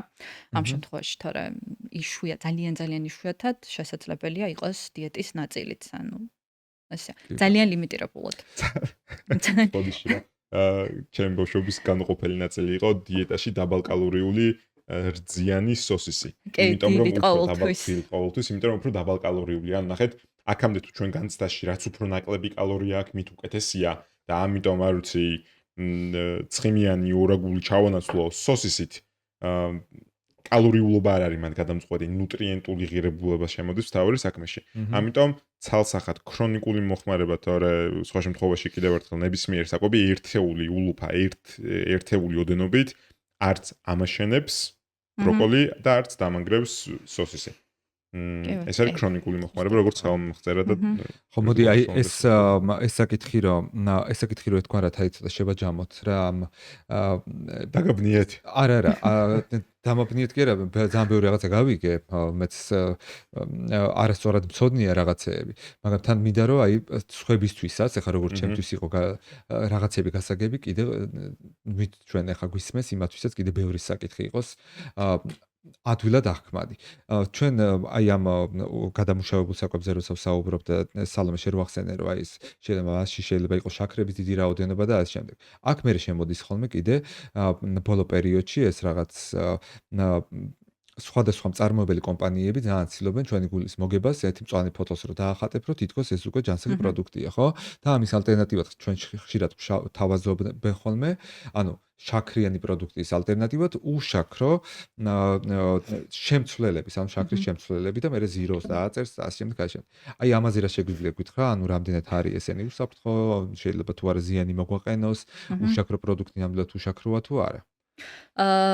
დამატკობლებზე გულისხმობ, რომლებიც ეხლა რაც გამოიყენება იყიდება და კომერციულად იყენებენ, მთლიანობაში არის უსაფრთხო ჯანმრთელობისთვის. შესაბამისად შეიძლება რომ იყოს გამოყენებული და დიეტის ნაწილი. კი ბატონო და აი როცა ვცდილობ ხოლმე რომ აი მაგალითად შაქარი არ მივიღო, ხო? და აი ერთ-ერთი მაგალითი რო ვთქვა, ხო, ხა სასმელს არ დავასახელებ, ყველაზე არ გვიყვარს, ცნობილი მსოფლიოში ყველაზე ცნობილი ის და აქვს მას ერთ-ერთი არის ზერო. არის თუ არა ნაკლებად დამაზიანებელი ეს ზერო ჩვეულებრივ კლასიკთან შედარებით. შეგვიძლია რომ ესე მივუდგეთ საკითხს. ანუ რა კი 0-ს ვამ, ეხლა CDC-ს უფთა უნდა მქონდეს, რომ დღეს ძალიან გასხივოსნებული ვარ და მწვანე ვარ, ხო? ნაკლებად დამაზიანებელი რისთვის? არის მან თავი ზოგადად. აი მან ვწდებით, იმიტომ რომ ერთეული კონცეფციით ვერ მოვიცავთ ადამიანებს ძალიან ჯანმრთელობას. ანუ ამას ვაკონკრეტებ, იმიტომ რომ ჩემგან ცდაშიც ყოველთვის ესე მსმენია, მიუხედავად იმისა, რომ დედა მყავს სამეცნიერო განათლების, ყოველთვის მოზარდობისა მსმენია, რომ ამაშიც ჩაქარია, ესე ჩაქრიანია, ოღონდ არ აწერენ. ესე ჩაქარია რა მნიშვნელობა აქვს? მნიშვნელობა აქვს და გააჩნია რაზე ვსაუბრობთ, რა არის ჩემი მიზანი. მაგალითად, ძალიან მარტივი კონცეფციის სანამ დამატებულ შაქრებზე მოგიყვებით. ჩვენ ვიცით რომ საკვების ურთიერთქმედებას თავისი მნიშვნელობა აქვს. მაგალითად, ფიტატები, რომელსაც მთელმორსულან ბურღულებულს შეხვდებოდით, მაგალითად იმ ყავისფერ ბრინჯში, რასაც ვსაუბრობთ სანამ დავიწყებით ჩაწერას, ვიცით რომ ზოგიერთი მიკრონუტრიენტის შეწობის ხელი შემშლელია და ანტინუტრიენტად გვევლინება, მაგრამ სხვა შემთხვევაში ცალკეულად აღებული ეს ჩვენი ბურღულეული მთელმორსულოვანი უკეთესი გლიკემიური ინდექსით ხასიათდება. ანუ რომელს ვირჩევ, გააჩნია რისთვის, ჩემთვის რკინის ბიოშეღწევადობაა მთავარი, მაშინ ამ კომბინაციას ერთმანეთს ვაშორებ და თუ ჩემთვის გლიკემიური ინდექსია მთავარი, ამას ვაკონტროლებ. იგივე ამბავია, აი გლიკემიური ინდექსის განმარტოთ ახლა რას ნიშნავს? მოდი, რატო არის მნიშვნელოვანი ფაქტორი? გლიკემიური ინდექსი მნიშვნელოვანი ფაქტორია, იმიტომ რომ ახასიათებს ჩემ წინ არსებულ პროდუქტს და მეუბნება ჩემს ორგანიზმში სისხლში გლუკოზას რამდენად სწრაფად და სადამდე აწევს. იმიტომ რომ რეალურად მე ეს არის ის, რასაც ჩვენ ვეძახით იმ თავისუფალ შაქრებს, სწრაფად მონელებად ნახშირწყლებს და ეს შემდეგ. ამას ძალიან დიდი მნიშვნელობა აქვს. ნებისმიერი ან ნახშირწყლის ტიპი ჩემს ორგანიზმში მოხვედრის შემდგომ მოხვდება სისხლში გლუკოზად. ეს მარტივი შაქარი იქნება, დამატებული შაქარი იქნება, თუ სახელმწიფოსგან მიღებული შაქარი გააჩნია სისწრაფეს. და რა თქმა უნდა, ოდენობას და კუჭის დასაწყისში, იმიტომ რომ სწრაფია უფრო ცუდია, ხო? ნახე, რაც სწრაფია, მით უფრო ცუდია ერთი ეს. ნახე, მირჩევნია უფრო ნელი იყოს, მაგრამ გააჩნია შემთხვევას. მე თუ ვეფხმ მომზდევს, მირჩევნია ჩემს სისხლში გლუკოზა სწრაფად აიწიოს. კონტექსტია დამოკიდებული ამის კომენტი, მაგრამ ქრონიკული მიღებისას ერთი, რაც უფრო რთულ ნახშირწყლებზე გვაქვს საუბარი და მაღალი გლიკემიური პროდუქცია მით უფრო უკეთესი, მაგიტომ თელმარსლოვანი პროდუქტები გვაკერია სულ პირზე საუბრისას და ამასობაში ამ ნახშირწყლებთან ერთად სხვა ნუტრიენტები მოდის საქმეში.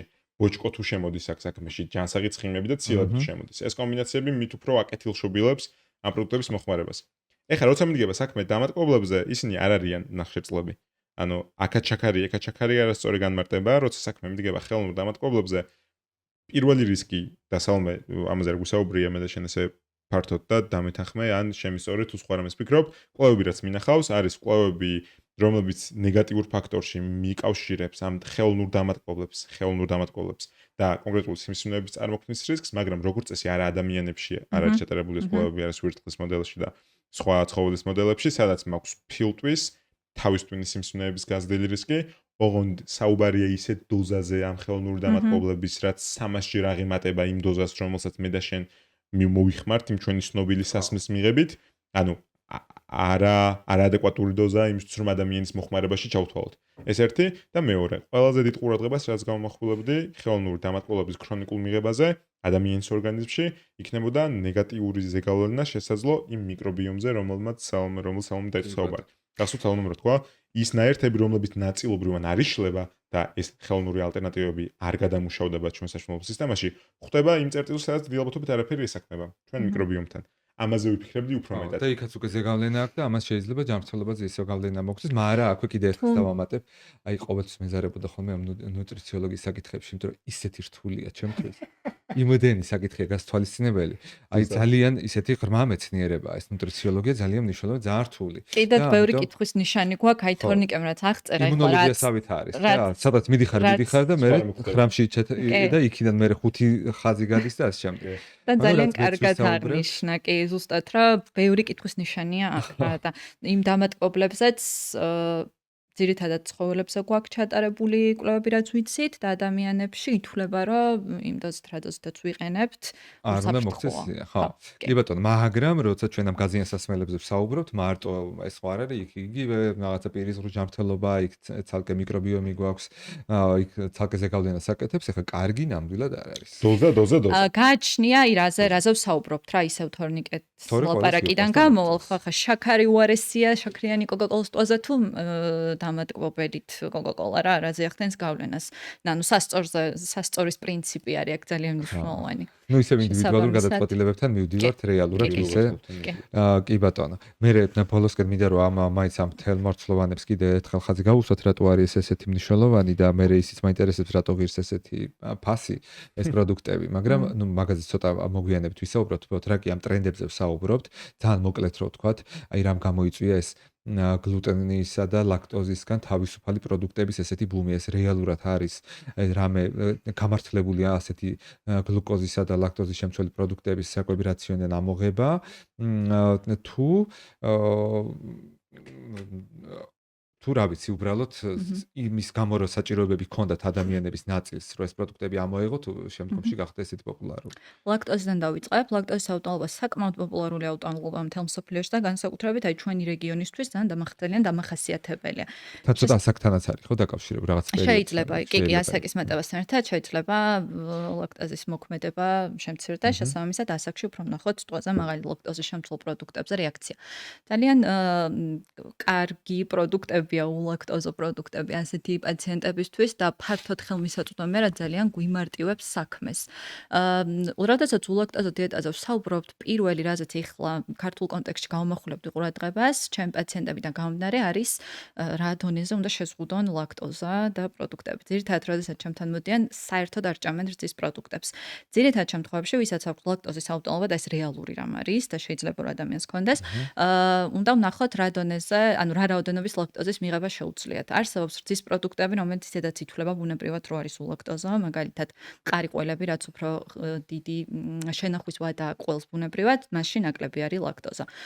მეტი აქვს ლაქტოზა რცეს, რომელიც და შეიძლება აღმოაჩინოთ, რომ ადამიანებს, ვისაც აქვს ლაქტოზის აუტანლობა, მათ ნაწილს მარტო რძეზე ქონდეს რეაქცია და სხვა არც ერთ რძის პროდუქტზე და ვსხუდავდეთ სხვა რძის პროდუქტებს აბსოლუტურად უმიზეზოდ. ძალიან კარგი კალციუმის წყარო არის რძის პროდუქტები, ცილის წყარო შეიძლება იყოს, სხვა ბევრი ნუტრიენტის წყაროც, შესაბამისად ლაქტოზის აუტანლობის მქონე პაციენტებს შესაძლოა საერთოდაც არ იყოს ასეთი დოზით ლაქტოზის შეზღუდვა საჭირო.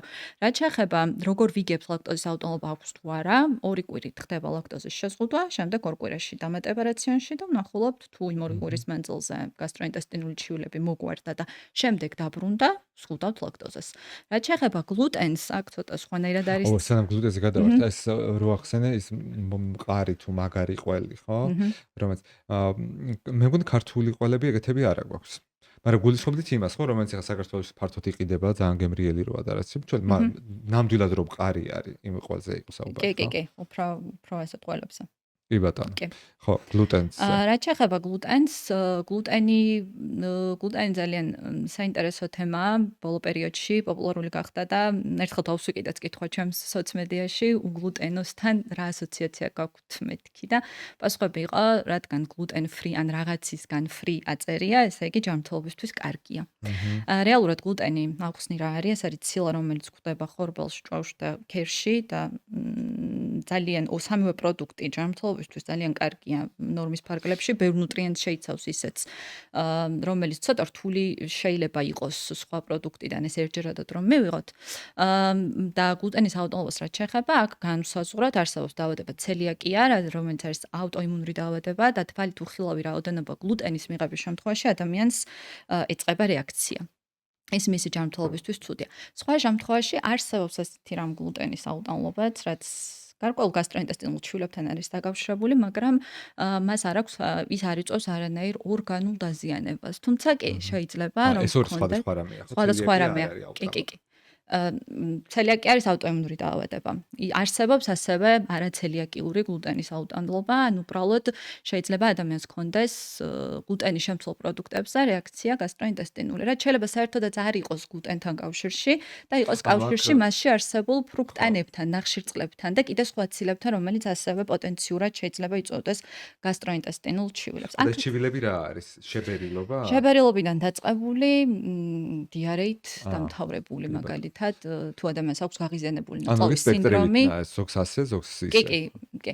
მაგალითად გაღიზიანებული ნაწლავის სინდრომი, რა დროსაც შეიძლება აღმოვაჩინოთ, რომ ადამიანს სიმპტომებს უტრიგერებს ეს ფრუქტანი, რომელიც გვაქვს გლუტენის შემცველ პროდუქტებში. ესაც არის ძალიან ინდივიდუალური. პირველი, რასაც ვაკეთებთ ხოლმე პაციენტებთან, ვინც გასტროინტესტინული ჩივილებით მოდის, ჯერ რა თქმა უნდა გასტროენტეროლოგთან მიდის, მაგრამ მერე გასტროენტეროლოგები ამისამართებენ ჩვენთან, თუ იქ არაფერი ორგანული ან ჩვენთვის საინტერესო არ არის. როდესაც ამისამართებენ ჩვენთან, პირველი რასაც ვაკეთებთ, ვეკითხებით პაციენტს, როგორ იკვებებიან. თუ ხედავთ, რომ ძალიან არეულია კვება, ნაწლაობის მოქმედება არ არის ოპტიმალური და გვაქვს ეჭვი, რომ ეს მათი გასტროინტესტინული ჩივილები არასწორი კვებითი ჩვევებიდან არის განპირობებული, ხომ პირველი ამას ვაკეთებთ. ვეუბნებით, რომ მოაწესრიგონ კვებითი ჩვევები, რეგულარული გახადონ კვება, უჯრედისი გაზარდონ რაციონში. მერე თუ რჩება გარკვეული გასტროინტესტინული ჩივილები, უკვე მერე ვაკვირდებით ასე ინდივიდუალურად სხვადასხვა ნუტრიენტს, როგორიცაა ლაქტოზა და მერე ალბათ უკვე გლუტენი. და ვნახულობთ, არის თუ არა რომელიმე მათგანი გამოწვევა მიზეზი. აქაც იგივე პრინციპი გვაქვს. ვერიდებით შეზღუდვებს იქ, სადაც არ არის საჭირო ეს შეზღუდვები, იმიტომ რომ ამას აქვს ძალიან უარყოფითი გავლენა ადამიანების ჯანმრთელობაზე. კი ბატონო. სალომე, ბარემ ამ თემას დღეს ძალიან ბევრი ვისაუბრებთ ამაზე, ნაქვია ნაწლავებზე და კიდე ერთი სინდრომი, რომელიც მინდოდა რომ განმეხილა, ეს არის, როგორ ქვია მაგას, გამტარი ნაწლავის ის, რა ქვია, სინდრომი, ეს ლიქიგათი, რომელიც აი იგივე ამ გადამუშავებული საკვების შაქრის მოხმარებისა და ასე შემდეგ ამ ნაწლავის ბარიერის დარღვევაა, ხო? რომელიც შეიძლება რომ განვითარდეს აი ამ პროდუქტებით და მაგ შემთხვევაში უკვე როგორი არის, ანუ რა შეიძლება რომ გავითვალისწინოთ პრევენციისთვის, რა შეიძლება გავაკეთოთ, ან შემდგომში უკვე აი ესეთი პაციენტების მართვა როგორ ხდება ხოლმე. და საერთოდ ეგ ვისი სამართავია, ნუტრიციოლოგის, გასტროენტეროლოგის ორივესი ერთად თუ ეს პრაქტიკაში როგორ ხდება? ძალიან საინტერესო თემა და პოპულარული. ცოტა ხელები გვაქვს მაგ მხრივ შეკრული ნუტრიციოლოგებსაც და გასტროენტეროლოგებსაც, იმიტომ რომ დიაგნოზი შეუძლებელია მდგომარეობის რა. ლიქიგათში გულისხმობენ სწორად აღნიშნე გამტარობას.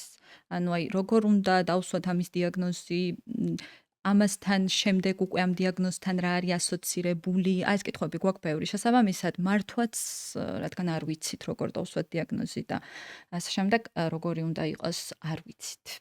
შესაბამისად, ძალიან ბევრი რამ არსებობს ლიქიგათის გარშემო, ბევრი კითხვის ნიშანი, ბევრი სიახლე ველოდებით მტკიცებულებებს რა. ყოველ შემთხვევაში, რაც არის ახლა ლიქიგათის გარშემო, აი სამართავიან სამკურნალო საშუალებები, აქედან მხდება ხოლმე ბევრი ისეთი, რაც პირიქით შეიძლება უარყოფითად აისახებოდეს ადამიანის ჯანმრთელობაზე. იგივე გლუტენთან არის ხოლმე დალინკული, ანუ გლუტენის შეზღუდვასთან, იმიტომ რომ ყველა შემთხვევაში არსებობს ასეთი ინფორმაცია, რომ ყველა შემთხვევაში გლუტენი იწვევს ლიქიგათს. რაც ვიცით, გამომდინარე იქიდან, რომ ეწინააღმდეგება მთავარ კონცეფციას კვების მრავალფეროვნებისა და აღვნიშნე კიდეც რამდენი ნუტრიენტი არის ხორბალში, ჭვავში და ქერში, შეიძლება უარესი გავლენა მოახდინოს სიმპტომების თვალსაზრისით. უნდა განსაზღვროთ, ვინ ეძებს ინფორმაციას ამასთან დაკავშირებით.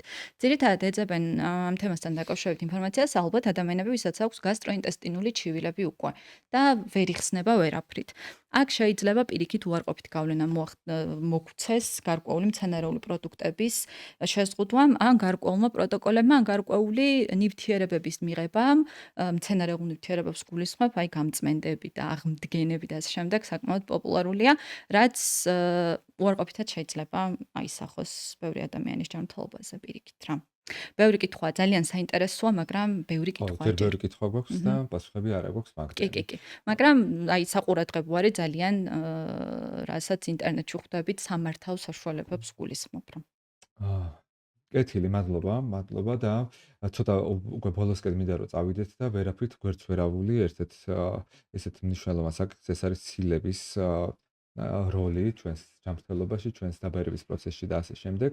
იმიტომ რომ თორნიკე შენს ქონდა ერთ-ერთი ვიდეო, ამასინათ ვნახე. ისე ვქვია, ამ ცილების ადეკვატურ მიღების როლზე, კუნთოვანი მასის შენარჩუნებაში და საბოლოო ჯამში, ანუ სადამდე მივდივართ, ხო, რომ ანუ იმხელა გავლენა აქვს ამ კუნთურ მასას ჩვენს ორგანიზმზე, რომ საბოლოო ჯამში სიცოცხლის ხანგრძლივობაზე ახდენს გავლენას. რა უნდა გავაკეთო ახლა მე ერთმა ჩვეულებრივმა ადამიანმა, როგორ მივიღო ცილის ეს ოპტიმალური დოზები, რომელი პროდუქტებიდან შეიძლება რომ მივიღო და ბარემ აქვე მოვაყოლებ მეორე შეკითხვასაც, რომ ჯერ ამაზე მაინტერესებს პირველ რიგში, ხო, უფრო მეტი ინფორმაცია და ეს ეგრეთ წოდებული უკვე ყვადაღებული კეტო დიეტები, რომელიც ძალიან პოპულარული გახდა, მაგას რა ეს არის უბრალოდ ტრენდი თუ არის რეალურად ეფექტური მეთოდები. ხო, კარგი. განსხვავებული თემებია. ერთმანეთთან კავშირდება ზოგჯერ არასწორად, მაგრამ განსხვავებული ხო, თემებია. ვიცი კავშირდება, მაგრამ სამდე შეიძლება იგივე არ არის, კი, ხო? აი ხლა განვარტავთ მაგ ყველაფერს. მოდი დავიწყოთ იმით, როგორ გამსაზღვროთ ჩემი საჭირო ცილის მიღება და როგორ მივიღო. ეს არის ორი ამბავი. აი როგორ მივიღო ასევე ძალიან ის არის, იმიტომ რომ მე ხშირად თუნდაც აი მე ეს თუნდაც ადამიანები, რომლებიც აი ფიზიკური აქტივობით ხო სპორტ დარბაზში ვარჯიშობენ და შემდეგ და ყველა ვიცით რომ ძალიან ბევრი ცილა უნდა მიიღო, ამას გეუბნება სულ ყველა, მაგრამ მე ძალიან ბევრი რამდენია არ ვიცით არავინ. ხო, რამდენი ეხლა ვიგეტყვი მე რამდენი. ვერ გავიგე რამდენი. მოგლოდ ცილის მისაღები ნორმის დათვლის რამდენიმე გზა გვაქვს. პირველი გზაა რომ დავთვალო რამდენი კალორია მჭირდება ყოველდღიურად. მაგალითად, კალკულაციის სიმარტივისთვის ვთქვათ, რომ 2000 კალორია მჭირდება მე ყოველდღიურად. ჩემი მიზნებისგან გამომდინარე, ჩემი ცხოვრების სტილიდან გამომდინარე, ჩემი ფიზიკური მონაცემებიდან გამომდინარე და ბევრი სხვა ფაქტორის სქესი, ასაკი, წონა. ამ 2000 კალორიიდან შემიძლია გავსაზღვრო, რომ დაახლოებით 20-30% აი ამ შუალედში უნდა ეჭიროს ცილას. ეს არის ერთი დათვლა, როგორც ყველა სხვა მაკრონუტრიენტზე შეგვიძლია დავითვალოთ. 45, 65, 60%, იშვიათად 65 მოდის ნახშირწყლებზე, 20-30% მოდის ცხიმებზე, 20-30% მოდის ცილებზე. ეს არის ერთი დათვლა. მეორე დათვლის წყარო არის ჩემი წონა და ფიზიკური აქტივობა. მრავლდება ჩემი წონა კონკრეტულ კოეფიციენტზე. მაგალითად, ვიცით რომ 0.8 არის ესეთი უნივერსალური კოეფიციენტი, რომელიც არის RDA, Recommended Daily Allowance, რომელიც მეუბნება რომ 0.8 გრამი ცილა უნდა მივიღოთ ჩემი სხეულის თითოეულ კილოგრამზე. კალკულაციის სიმარტივისთვის 100 კილოგრამი ადამიანი მინიმუმ უნდა იღებდეს 80 გრამ ცილას, ანუ 100 ჯერ 0.8. ოღონდ საუბარია მინიმუმზე, ეს არის ოპტიმალური მიღება, ეს არის მინიმუმი, რომლის ქვემოთ ჩამოსვლის შემდგომ ჯანმრთელობის რისკები მექმნება. ეს არის ცილების RDA 0.8 გრამი კილოგრამზე. ძალიან ბევრი არ გამოდის. 80 გრამი ცილა, ოღონდ 80 გრამი ცილა და არა 80 გრამი ქათმის ხორცი. ანუ 80 გრამი ცილის შემცველი პროდუქტი კი არა. ცოტა რეალურად. ზუსტად. ამიტომ, გააჩნია ცოტას რას გულისხმობ. ჩვენს ვსაუბრობთ მაკრონუტრიენტზე, 80 გრამი ცილა მჭირდება, როგორც მაკრონუტრიენტი. მაგალითად, კიდევ ერთხელ უნივერსალური არ არის, მაგრამ 100 გრამი მზა ქათმის გულმკერდის ხორცი მომცემდა დაახლოებით 27-30 გრამ ცილას. ანუ ცოტა არა არის. გააჩნია. და ეხლა გამოდის რომ 300 გრამი ქათმის ხორცით შემიძლია შევივსო 90 გრამი ცილა. უხეშად რომ ვთქვათ. მარტო აქ ჩანს რამდენად მნიშვნელოვანია რეგულარული კვება, იმიტომ რომ მართლა გვჭირდება რამდენიმეჯერ მივიღოთ საკვები, რომ ელემენტარული აი ეს ერთი ნუტრიენტი მივიღოთ ადეკვატური ხო, რაოდენობით. და ამისი ასეთი რამდენია ეს მარტო ცილაზე ვსაუბრობთ. ის ოდენობა რის ქვემოთაც რომ ჩამოვალ, უკვე ვიცოდა რომ ჯანმრთელობის პრობლემა მინიმუმ არ შემექმნება, ანუ ოპტიმუმზე ჯერ არ ვსაუბრობთ, ხო?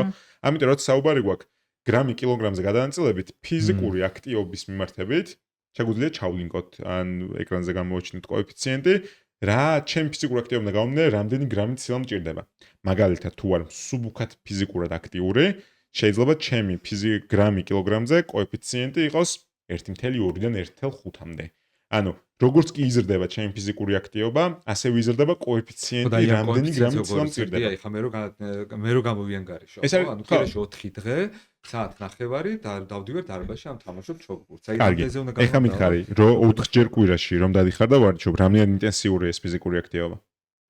ანუ ძალიან გულისხმობა ძალიან მაღლა ადის. ვარჯიშისას საუბარი შეგიძლია? დამოკიდებულია ტრენერი მიყურებს თუ არა. ოკეი. კაი, მოდი ჩავთვალოთ რომ საშუალოდ ფიზიკურად აქტიური ხარ. სანდრო. მოსულა? ხო, საშუალოდ ფიზიკურად აქტიური ხარ. შენ შემთხვევაში, ეხა აქ შემოდის მე საქმე, რა მიზანი მაქვს? რა არის შენი მიზანი? კუნთური მასის მატებაა შენი მიზანი? თუ არის შენი მიზანი შენარჩუნება შენი არსებული წონის და ადეკვატური ზრდა? ჩემი არის უბრალოდ ფიზიკური აქტივობა, ზედმეტი გაზრდა გამოზრდის. ოკეი, აი, მაშინ კიდევ ერთხელ ეს კალკულაციები განსხვავებული შეგვხვდება. ასაგებია. იქნება მიახლოებით რო წარმოვიდგინოთ, ანუ მაგალითად. სადაც სწორად შევექნება რომ უთხრათ ზურას რომ მიიღოს 1.5 გრამი კილოგრამზე ცილა? კი. რეალურად 1.2-დან 2-მდე ითვლება ზუსტად ამ შუალედ შეხვდებით, ან 0.8 მინიმუმი, ამას არ უნდა ჩამოვწდეთ, ადეკვატურ მიღებაში უკვე 1.2-დან შემოვდივართ. 2.2 არის ის ზედაზღვარი, რასაც უმრავლესობა ადამიანისთვის არ ვსაუბრობთ. დღეში ორჯერ მოვარჯიშე ათლეტებზე, რომელსაც კონკრეტული მიზნები აქვს, შეხვდებით ცილის გადანაწილების. რაც უფრო მეტია ფიზიკური აქტივობა, მით მეტი კოეფიციენტი, ანუ შენ წონას ამრავლებ ამ კოეფიციენტს. ამდენი გრამი ცილა მჭირდება. იმის შესაბამისი ხო, ზუსტად. გასაგებია. ეს არის რეკომენდაციული მიღება. ეხლა, როცა შემოდის საქმეში წონის კლება, წონის კლების დროს კიდევ უფრო გვჭირდება ყურადღების გამოხვილება ცილის ოდენობაზე. რატომ? იმიტომ რომ დაკლებული წონიდან ჩემი კუნთური მასის მაქსიმალური დაცვის და უნებლობის ფონზე მოვახერხო წონის დაკლება. მე რო წონას ვიკლებ, მინდა ცხიმის მასა დავიკლო და არა მაინდა-მაინც კუნთი შევწირო ამ წონის კლების პროცესს. და კუნთის წონის მატებაზე როცა მიდგება საქმე კუნთური მასის მატებით, აქაც შემოდის მეტი ცილის საჭიროება და კიდევ ერთი, რასაც ყურადღება უნდა მოგქციოთ, ასაკის მატებასთან ერთად ხვდებით ესეთ მოცემულობას ანაბოლურ რეზისტენტობას. ანუ აქამდე თუ გეტყოდი რომ 1.2 გრამი ცილა კილოგრამზე იქნებოდა შენ ნორმა იზღვარეს და ოპტიმალური მიღებაა ცილის, ასაკის მატებასთან ერთად 65 წელი და ზემოთ შემოდის საქმეში ანაბოლური რეზისტენტობა და გვჭირდება დაახლოებით 1.6-დან 2 გრამამდე ცილა არის უკვე ნორმა. იმისთვის რომ მის ასაკობრივი ჰორმონალური პროცესები, რომლებიც მიისწრაფვის ოსტეოპენიისკენ, ოსტეოპოროზისკენ, კუნთური მასის დანაკლისისკენ, ესე იგი, დაატრიალებული და შეკავებული იქნას ცილის შედარებით მაღალი ოდენობის მიღებით. ეხლა საიდან ვიღებ ამ ცილებს? ამ ცილებს ვიღებ ან ცხოველური ან მცენარეული წყაროებიდან. ცხოველური წყაროებია ყველა ხორცი, ზღვის პროდუქტი, რძის პროდუქტი და კვერცხი. და მცენარეული წყაროებია კარგი წყაროებია ცილის პარკოსნები, ოსპილობიობარ და კარგი სოიო, რომელიც გამონაკლისი და გამორჩეულია მცენარეებს შორის და ორ წუთში გეტყვით რატომაც. კარგი წყაროებია თხილეულ-თესლეული, კარგი წყაროებია ასევე ბოსტნეული, ბურღულეული არის კარგი წყარო, მათ შორის მით უმეტეს მთელმარცვლოვანი კიდევ ერთხელ, ამიტომ საუბრობთ ამ მთელმარცვლოვან ბურღულეულზე, რომელსაც თავისი ჩენჩო გარეთა საფარველი შენახული აქვს, ანუ არა თეთრი პული, არამედ მთელმარცვლოვანი, არა თეთრი ბრინჯი, არამედ ყავისფერი. თუმცა უნდა ვიცოდეთ, რომ მოსავიძახით, რომ ცილის კარგი წყაროა პარკოსნები, არ ნიშნავს, რომ პარკოსნები მხოლოდ ცილას შეიცავენ. ხო, აქ შემოდის სხვა მაგრონუტრიენტები, ნახშირწყლების შემოდის საქმეში, თხილეულ-თესლეულში შემოდის ჯანსაღი-ცხიმები. აი, აქედან შემიძლია მივიღოთ ჩემი ცილა. ოღონდ, როგორც ნახეთ, ენიშება პირველი მნიშვნელობა იმას, რამდენ გრამ ცილას ვიღებ ოდენობას. შემდგომი მნიშვნელობა ენიჭება ცილის ხარისხს. საქმეში შემოდის ამინომჟავების განმარტება და იმის ხსენება, რომ 9 ესენციური ამინომჟავა გვაქვს. ადამიანებს, რასულ ადამიანებს, რომლის ყოველდღიური მიღება გვჭირდება გარემოწყაროდან. ესენციური სიტყვა ნიშნავს, რომ ჩემს ორგანიზმს სჭირდება და ამასობაში გარემოწყაროდან უნდა მივიღო, ან საკვების, ან საკვები დანამატის სახით. ანუ ცხოველური ცილა ესენციური ამინომჟავების კონცენტრაციით, ანუ ხარისხით, განსხვავდება მცენარეულისგან. ერთადერთი გამონაკლისი ესეთი წარმოჩენილი არის სოიო, ისეთი მცენარეული ცილა, რომელშიც 9 ესენციური ამინომჟავას ხვდებით. და როგორც წესი უმრავლესობა მცენარეული ცილების ამ 9-ს არ შეიცავს კომბინაციაში აკლია რომელიმე ან რამდენიმე. ან ნიად ცოტა შეიცავს, რომ არც გითვლით, რომ 9-ს შეიცავს. ანუ ცხოველურ პროდუქტებს თუ ვიღებ იმოდენობა ცილას, ასევე ვიღებ იმ ხარისხის ცილას, რაც მჭირდება, თუ ვიღებ მხოლოდ ექსკლუზიურად მცენარეული პროდუქტებიდან, შეიძლება ვიღებდე ცილის იმოდენობას, მაგრამ ვერ ვიღებდე იმ ხარისხის, ანუ ყველა იმ ამინომჟავას. აი, როგორ დამოვიქცე ამ შემთხვევაში, თუ აი ვეგეტარიანელი ვარ, ვეგანი ვარ, მაგალითად, შემიძლია რომ მცენარეული პროდუქტებიდან ეს შეგვიძლია. ამას ვეძახით კომპლემენტარულ ცილებს, ანუ ორი ისეთი განსხვავებული მცენარეული ცილის წყარო, რომელიც ერთმანეთს ამინომჟავებით ავსებს. მაგალითად, ბურღულეული და თხილეულ-თესლეული, პარკოსნები და ბურღულეული ერთად. ერთმანეთს უხდება კიდეც რეალურად. ერთმანეთს უხდება კიდეც და ქართულ სამარხო კერძებშიც ბევრ მსგავს მაგალითს ხვდებით. მაგალითად, ლობიოს შევხვდები პომიდორის სალათასთან ნიგუზით. პარკოსნები და თხილეულ-თესლეული ახლა პურთან ერთად. და პურთან ერთად, ზუსტად. შესაბამისად, ესეთ რაღაცები კულინარიაშიც დამალულია, მაგრამ ამასობაში მე თუ ექსკლუზიურად მცენარეულ კვებისწყლს მიყვები, ანუ ვეგეტარიანელი, ექსკლუზიურად არა, ვეგანი ვარ, ხალ საქმე შემოდის, ვიცოდე რა შეიძლება დამაკლდეს და მე რომ მართო და ადეკვატურად განსაზღვრო. კომპლემენტარული ცილები არის მთავარი გამოსავალი. ოღონდ არ გაიგოთ, რომ მაინდა-მაინც ერთ კვებაზე უნდა მიიღოთ, როგორც ნახეთ, დღის განმავლობაში განსხვავებულ დროს მიღებული განსხვავებული ეს კომბინაციები ჭკვიანური დამეხმარება ჩემი ცილის ბალანსის, ანუ ამინომჟავური ბალანსის მართვაში. მაგალითად დილით თუ ჭამა მთელმარცვლოვანი პური და საღამოს ლობია, უკვე გამოუარო ამინომჟავები 9-ვე ხო, ადეკვატური აქაც ეს რაზმებით. თველმარცვლოვანი პური, ესენ შეფუთვაც უნდა იყოს მითებული, ხო? შეიძლება ესე პირდაპირ შეფუთვაზე არის მითებული როგორც უნდა, ესე, ხო, არის ინგრედიენტების მითებული, წიაში კი, როგორი ბატონო. ფქვილისგან არის და განკუთვნილი. მოდი აქვე დავამატებ ერთს, რომ აი რაც თავის დროზე მე სალომე მასწავლა, რაც არ ვიცოდი, მეკებს ხობსაც გამოადგეთ ეს რჩევა, როცა შეფუთვაზე ვკითხულობთ, რომ მაგალითად ეს არის პირველი ხარისხის ფქვილი, რომ ეს მაინც ჯანსაღსა და კარგს არნიშნავს, ეს პირიქით ძალიან გადამუშავებულს ნიშნავს, ხო? კი, უმაღლესი და პირველი ხარისხის ხორბლის ფქვილი, რომელიც ნიშნავს, რომ გარსი დარღვეულია, ანუ არ აქვს ის გარსი, რაც ფერსაც ანიჭებს პურს და შესაბამისად იმ სარგებელს ვერ უჯრედიც და მივიღებთ. ცილა, კი. ვიტამინები, მინერალები აქვს დამატებული, იმიტომ რომ ფორტიფიცირებული, ამიტომ ვიცით, რომ ზოგადად მცენარეული პროდუქტების გარშე არის კონცენტრირებული ყველაზე მეტი ნუტრიენტი, ვიტამინები და მინერალებიც მათ შედის. ვიტამინებს და მინერალებს თეთრ ფქვილს უმეტებენ, მაგრამ უჯრედის და ცილა მაინც აკლია. შესაბამისად, ჯობია ავარჩიოთ ისეთი პროდუქტი, რომელიც უჯრედის და ცილის მდიდარია, ასეთი არის ცეხვილი ან მეორე ხარისხის ხორბლის. და ეს უჯრედის ჩვენ რატო გვჭირდება, რომ იგივე ამ ნივთიერებებს როცა მივიღებთ, იგივე ნახშირწყალს როცა მივიღებთ, ეს უჯრედისი მერე გვეხმარება, რომ აი სწრაფად არ შეიწოვოს, ხო? კი, ამ მცირებს გლიკემიურ ინდექსს გლიკემიურ ინდექსს შეგვიმოწმებს. მნიშვნელოვანი განსხვავებაა, კი. და ამ ინსულინის ცვლილებას არ მოგცემს ორგანიზმში და უფრო ჯანსაღად მივიღებთ და კი, კი. შევიცებთ ამ და აქვე პროდუქტს იმას ეს სხვა შემთხვევაში. დავამატებ, რომ სხვათა შორის თუ მთელმარცვლოვან ბურღულეულს არჩევს ადამიანი დილითაც, შუა დღესაც, საღამოსაც, შეიძლება რომ დღიური ცილების 35-დან 45%-მდე მოდიოდეს აქედან. ხშირად არის ხოლმე აქცენტი მარტო ცხოველურ პროდუქტებზე ცილის და ხანდახან ისე ხდება, რომ ადამიანები მარტო ხორცს და ბოსტნეულს ჭამენ შუა დღეს და საღამოს, რაც ბევრი რაღაცის გამო შეიძლება იყოს კონტრპროდუქტიული.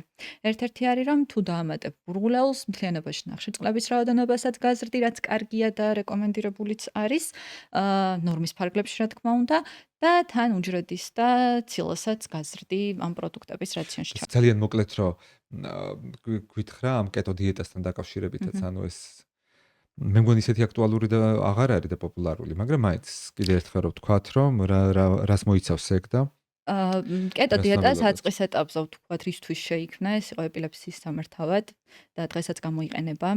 მოიცავს დიდი რაოდენობით ცხიმის შემცველობას, ნაკლებად, ცილა და უფრო ნაკლებად, რა თქმა უნდა, ნახშირწყლები, იმიტომ რომ მთლიანად ამ პროცესებზეა დამოკიდებული, ანუ ნახშირწყლების ნაკლებობაზე. კეტო დიეტა, იმიტომ რომ ასეთი გადათამაშებით, ნუტრიენტების გადათამაშებით ხასიათდება, შესაბამისად მოიცავს ძალიან ბევრი პროდუქტის დეფიციტს რაციონში, საერთოდ შეზღუდვას. რაც პირდაპირ ეწინააღმდეგება იმ მთავარ იდეას ბალანსირებული კვების, რაც კუჭნას ლავიშთვისაც კარგია და ჯანმრთელობისთვისაც, მრავალფეროვნება მცენარეული პროდუქტების.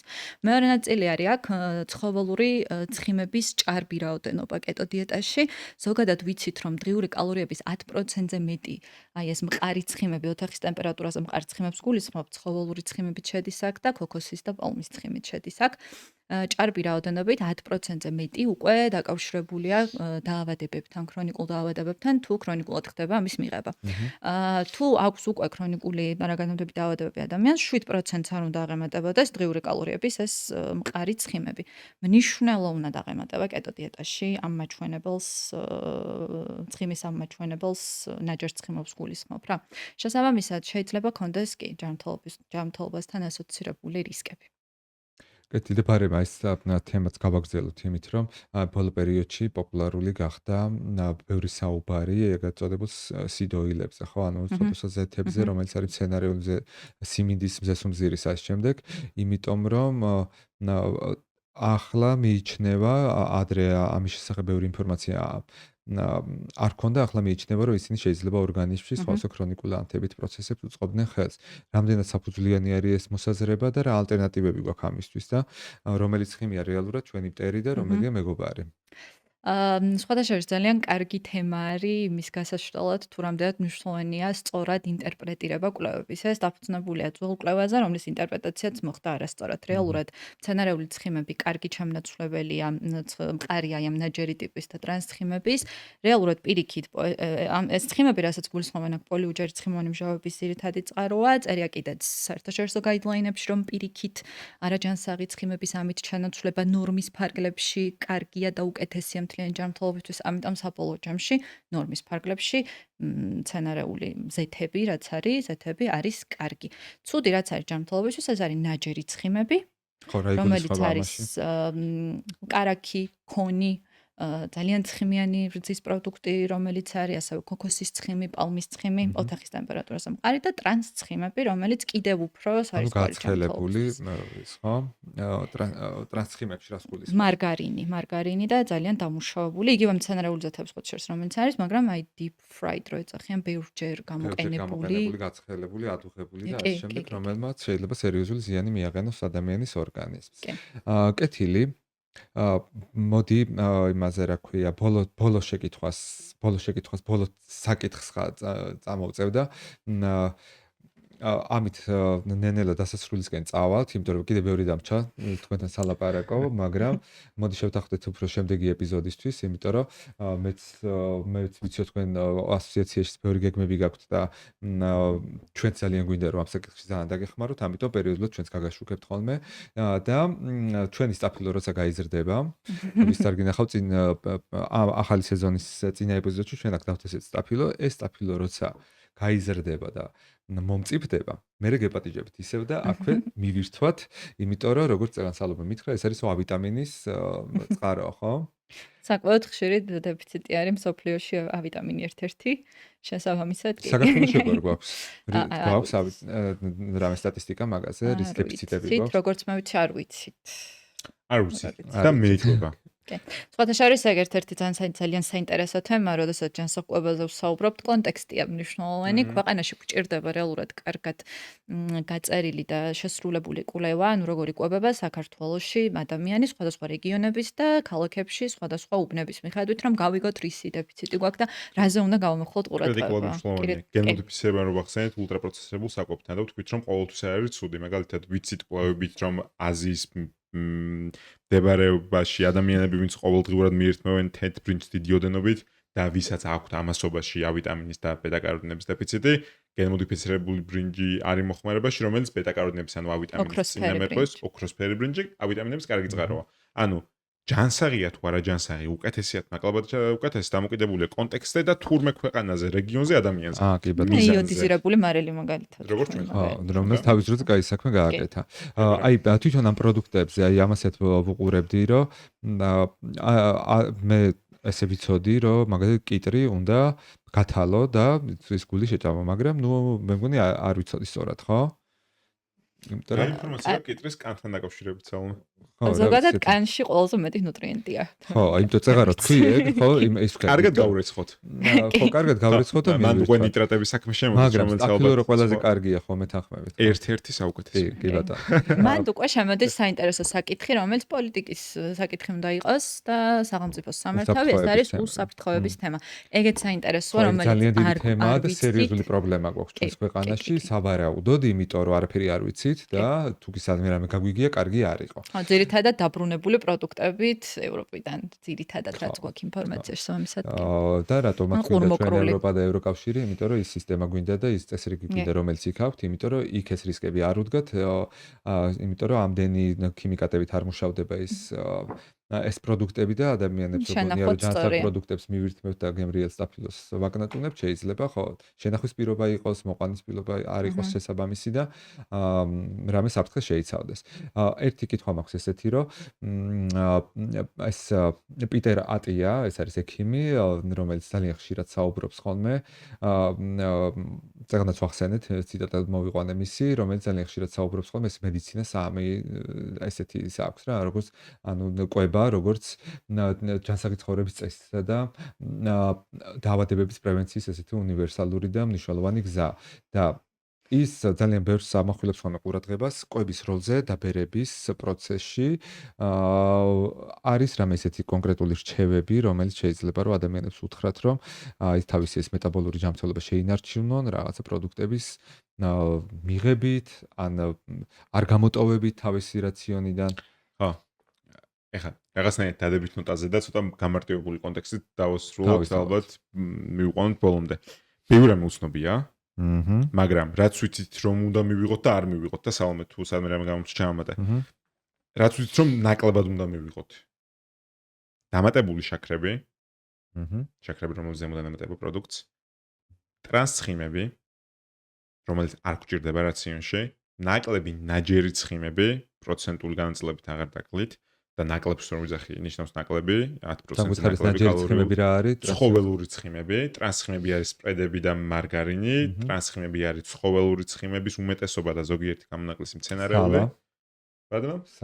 ნაჯერი. ნაჯერი ცხიმის საწყარო ზუსტად. რაც ნაკლებად უნდა მივიღოთ არის მე უკვე ამათი კომბინაციები, იმიტომ რომ და ამ კომბინაციებით აღიწერება ხოლმე ის ულტრაპროცესირებული საკვები, რომელსაც მივირთმევთ. არ გადავამეტოთ ქრონიკულად ყოველთვის კალორიებს, მაშინ როცა არ გვჭირდება. ესეთ 5 ეულს ვიტყოდი. რას დამემეტებდი საუბარი? თელმარცხოვანი პროდუქტები. ეხლა რაც მივიღოთ მეტი ბოჭკო, ანუ თელმარცხოვანი პროდუქტები, ბოსტნეული, ხილი. მივიღოთ ადეკვატური ოდენობით ცილა და 9 ესენციური ამინომჟავით, მივიღოთ ჯანსაღი ცხიმები, რაც შეიძლება მეტი, ომეგა-3, რომელიც ყველგან გაგვიგია ომეგა-6, მათ შორის გვჭირდება. პროდუქტებიდან, ხო? პროდუქტებიდან, რომელიც არის მათ შორის ძალიან კარგი წყაროა ჩვენი მცენარეებით, ხილეულთესლეული და ძალიან კარგი წყაროა ჯანსაღი ცხიმოვანი მჟავების, ასევე ზღვის პროდუქტები. ორაგული ცხიმიანი. ორაგული, ცხიმიანი. ეს გამონაკლისი ეს არ გეგონოთ რომ ცხოველურში არ უნდა გავიყვანოთ ნაჯერ ცხიმებს არ შეიცავს ორაგული ჩვენ დასაბედნიერად. მივიღოთ რაც შეიძლება მეტი ფერის ბოსტნეული და ხილი. ცისარტყელას პრინციპით, რაც მეტი ფერი მოხდება, მით უფრო დავრწმუნდებით რომ მეტი ნუტრიენტებით და უფრო მეტად ამ ჩვენი ანტიოქსიდანტებით სავსე დიეტა გვაქვს რაციონში. და რა გავაკეთოთ კიდე? ვიყოთ ფიზიკურად აქტიურები. და დავაპრიორიტეტოთ ძილი და კიდე უფრო მეტად გავამახვილებდი ყურადღებას, თან დაისვა ეს კითხვა. ცილის მნიშვნელობა ასაკის მატებასთან ერთად. ანუ ერთ-ერთი მთავარი ფაქტორი მოტეხილობების, ცოცხლის ხანგრძლივობის შემცირებისაც არის ის, რომ აი ეს კუნთის მასა ასაკის მატებასთან ერთად მცირდება და ჩვენ გვჭირდება, რომ მეტი ცილა მიიღონ ასაკოვანმა ადამიანებმა, განსაკუთრებით და იყვნენ ფიზიკურად აქტიური, ის კუნთებს გულისხმობ, უფრო მეტად კუნთებზე კონცენტრირებულ ფიზიკურ აქტივობას გულისხმობ. იმიტომ რომ ეს მნიშვნელოვნად გაამუჯობესებს მათი ცხოვრების ხარისხს ასაკში და თან ისიც გასათვალისწინებელია, რომ ასაკის მატებასთან ერთად უფრო ნაკლებად უნდათ საკვების მიღება, უფრო ნაკლები აქცენტია ცილზე და უფრო მეტად გვჭირდება ამ მიმართულებით მათი დახმარება და მეტი რეკომენდაცია. სუპერ საომე. ამიტომ კრიტიკულად მნიშვნელოვანია რას ვაკონტროლებ პროცესში. ანუ არა მარტო წონას ვუყურებ, არამედ ამ წონაში ჩემი ცხიმისა და კუნთური მასის გადანაწილება როგორია ვისერალური ცხიმი და კუნთური მასა, რომელსაც ნახმარება დექსას სკანირება მაგალითად ექიმთან რა თქმა უნდა კომუნიკაციის. შემდგომ განსაზღვრო ამ წონაში რამდენია კუნთი, რამდენია ცხიმოვანი მასა, რომელსაც ვაკონტროლებ. ამასობაში ვაკონტროლებ ჩემი გლუკოზის მეტაბოლიზმს, შესაბამის მარკერებით, ვაკონტროლებ ცხიმოვან პროფილს, ვაკონტროლებ ჩემს ქოლესტერინს, ვაკონტროლებ აპოლიპოპროტეინებს, სხვა იმ ქოლესტერინების ჯგუფებთან ერთად, რომელიც გვსმენია ცუდი და კარგი ქოლესტერინი. ვაკონტროლებ გლუკოზის მეტაბოლიზმს, როგორც თქვი, იდეალური მეთოდია ამისთვის გლიკოზირებული ჰემოგლობინი, საქმე შემოდის ინსულინის ოდენობა. აი ამ ყველაფრით ალბათ ამ სამს ვიტყოდი, რომელიც ყველაზე მეტად იქნებოდა ასოცირებული გრძელვადიან ცხოვრებას. ამიტომ ის მოდელი 3-დან 0 რაც ძალიან საინტერესო ჟღერს არის, არა მარტო ვიყოთ ჯანმრთელები, ანუ არა მარტო ვიყოთ დაავადების გარეშე კი არა, ვიცხოვროთ ხანგრძლივად, ჯანმრთელად და ბედნიერად. ეს არის life span-ი და health span-ი, ანუ არა მარტო ხანგრძლივი ცხოვრება, არამედ ჯანმრთელად, ჯანსაღად ცხოვრება, ამაში უტყუარად შემოდის ასევე ის დადებითი ემოციები, რომელსაც მაგალითად დღეს ჩვენ ვიღებთ ამ თემაზე საუბრით. ვიტყოდი რომ პროფილაქტიკური კვლევები უმნიშვნელოვანესია რომ მიკეთონ, ძალიან მომეწონა შენი პოდკასტი მარილთან დაკავშირებით. აი პროფილაქტიკური კვლევების მნიშვნელობაზე ძალიან კარგი იქნება მეტი აქცენტი ზოგადად ჯანდაცვის სფეროდან, იმიტომ რომ ეს გვანახებს სურათს. პლუს ჯანსაღი ცხოვრების სტილი, რომელიც მოიცავს კვებას, ფიზიკურ აქტივობას და კარგ ძილს, ხარისხიან ძილს, ნაკლებ სტრესს. კი ბატონო. და მეტი გავუღიმოთ. მეტი გავუღიმოთ, ხო, მაგრამ ამ გაგიმებისთვის ამაზე კიდევ ასევე ძალიან ბევრს საუბრობენ, ხო, იგივე L-თიროქსინის როლზე, დოფამინის სინთეზში, ამას კვების როლზე და ასე შემდეგ. მაგრამ სამწუხაროდ ჩვენ მსმენელო აღარ გვაქვს ამაზე საუბრის დრო. ასევე ჩვენ გვინდოდა რომ გვესაუბრა იმუნიტეტის მხარდაჭერაში კვების როლზე და გვესაუბრა ის იმუნიტეტის გაძლიერება, ესეთი ტერმინი რო გვაქვს, რომ ეს ტერმინი თლათ ესეთი სწორი ტერმინი არ გახლავთ, იმიტომ რომ ეს არ არის რაღაცა ერთ კონკრეტულ ორგანოზე ან რაღაცაზე დამოკიდებული ამ იმუნიტეტის გაძლიერება, მას რეალურად მხარდაჭერა ჭირდება ჩვენი ცხოვრების წესით და ამაში კვებასაც ძალიან დიდი როლი აქვს. თუმცა მოდი აი ეს მენტალური ჯანმრთელობის საკითხები, იმიტომ რომ აქაც უმნიშვნელოვანესი არის კვების როლი, ისევე როგორც ჩვენი ზოგადი ჯანმრთელობის შენარჩუნებაში. ნუტრიციოლოგების როლი რა შეიძლება იყოს, როგორ შეიძლება ამ ყველაფრის გაუმჯობესებაში დაგვეხმარონ, ეს თემები შემოვინახოთ შემდეგი ეპიზოდისთვის, იმიტომ რომ როგორც შეგვირდით, სალომე და თორნიკე კიდე იქნებიან ჩვენთან, როცა ჩვენი სტაფილო გაიზრდება. ჩვენი სტუმრები, დიდ მადლობას გიხდით ყურადღებისთვის. რა კი ამდენი ხანი უსმენთ, ესე იგი სავარაუდოდ მოგეწონათ, ამიტომ გამოიწერეთ ჩვენი გვერდით, ამით ჩვენ ძალიან დაგვეხმარებით და ამ ვიდეოს აღწერაში თქვენ ნახავთ მათი წამოწყებების შესახებ ინფორმაციას, ასევე ნახავთ თორნიკეს სოციალური მედიის გვერდებს, ნახავთ ვებგვერდს, რომელიც თქვენ დაგეხმარებათ იმაში, რაზეც პოდკასტის განმავლობაში ვისაუბრეთ და რაც განვიხილეთ. მადლობას გიხდით ყურადღებისთვის. კარგად ზანდებოდეთ.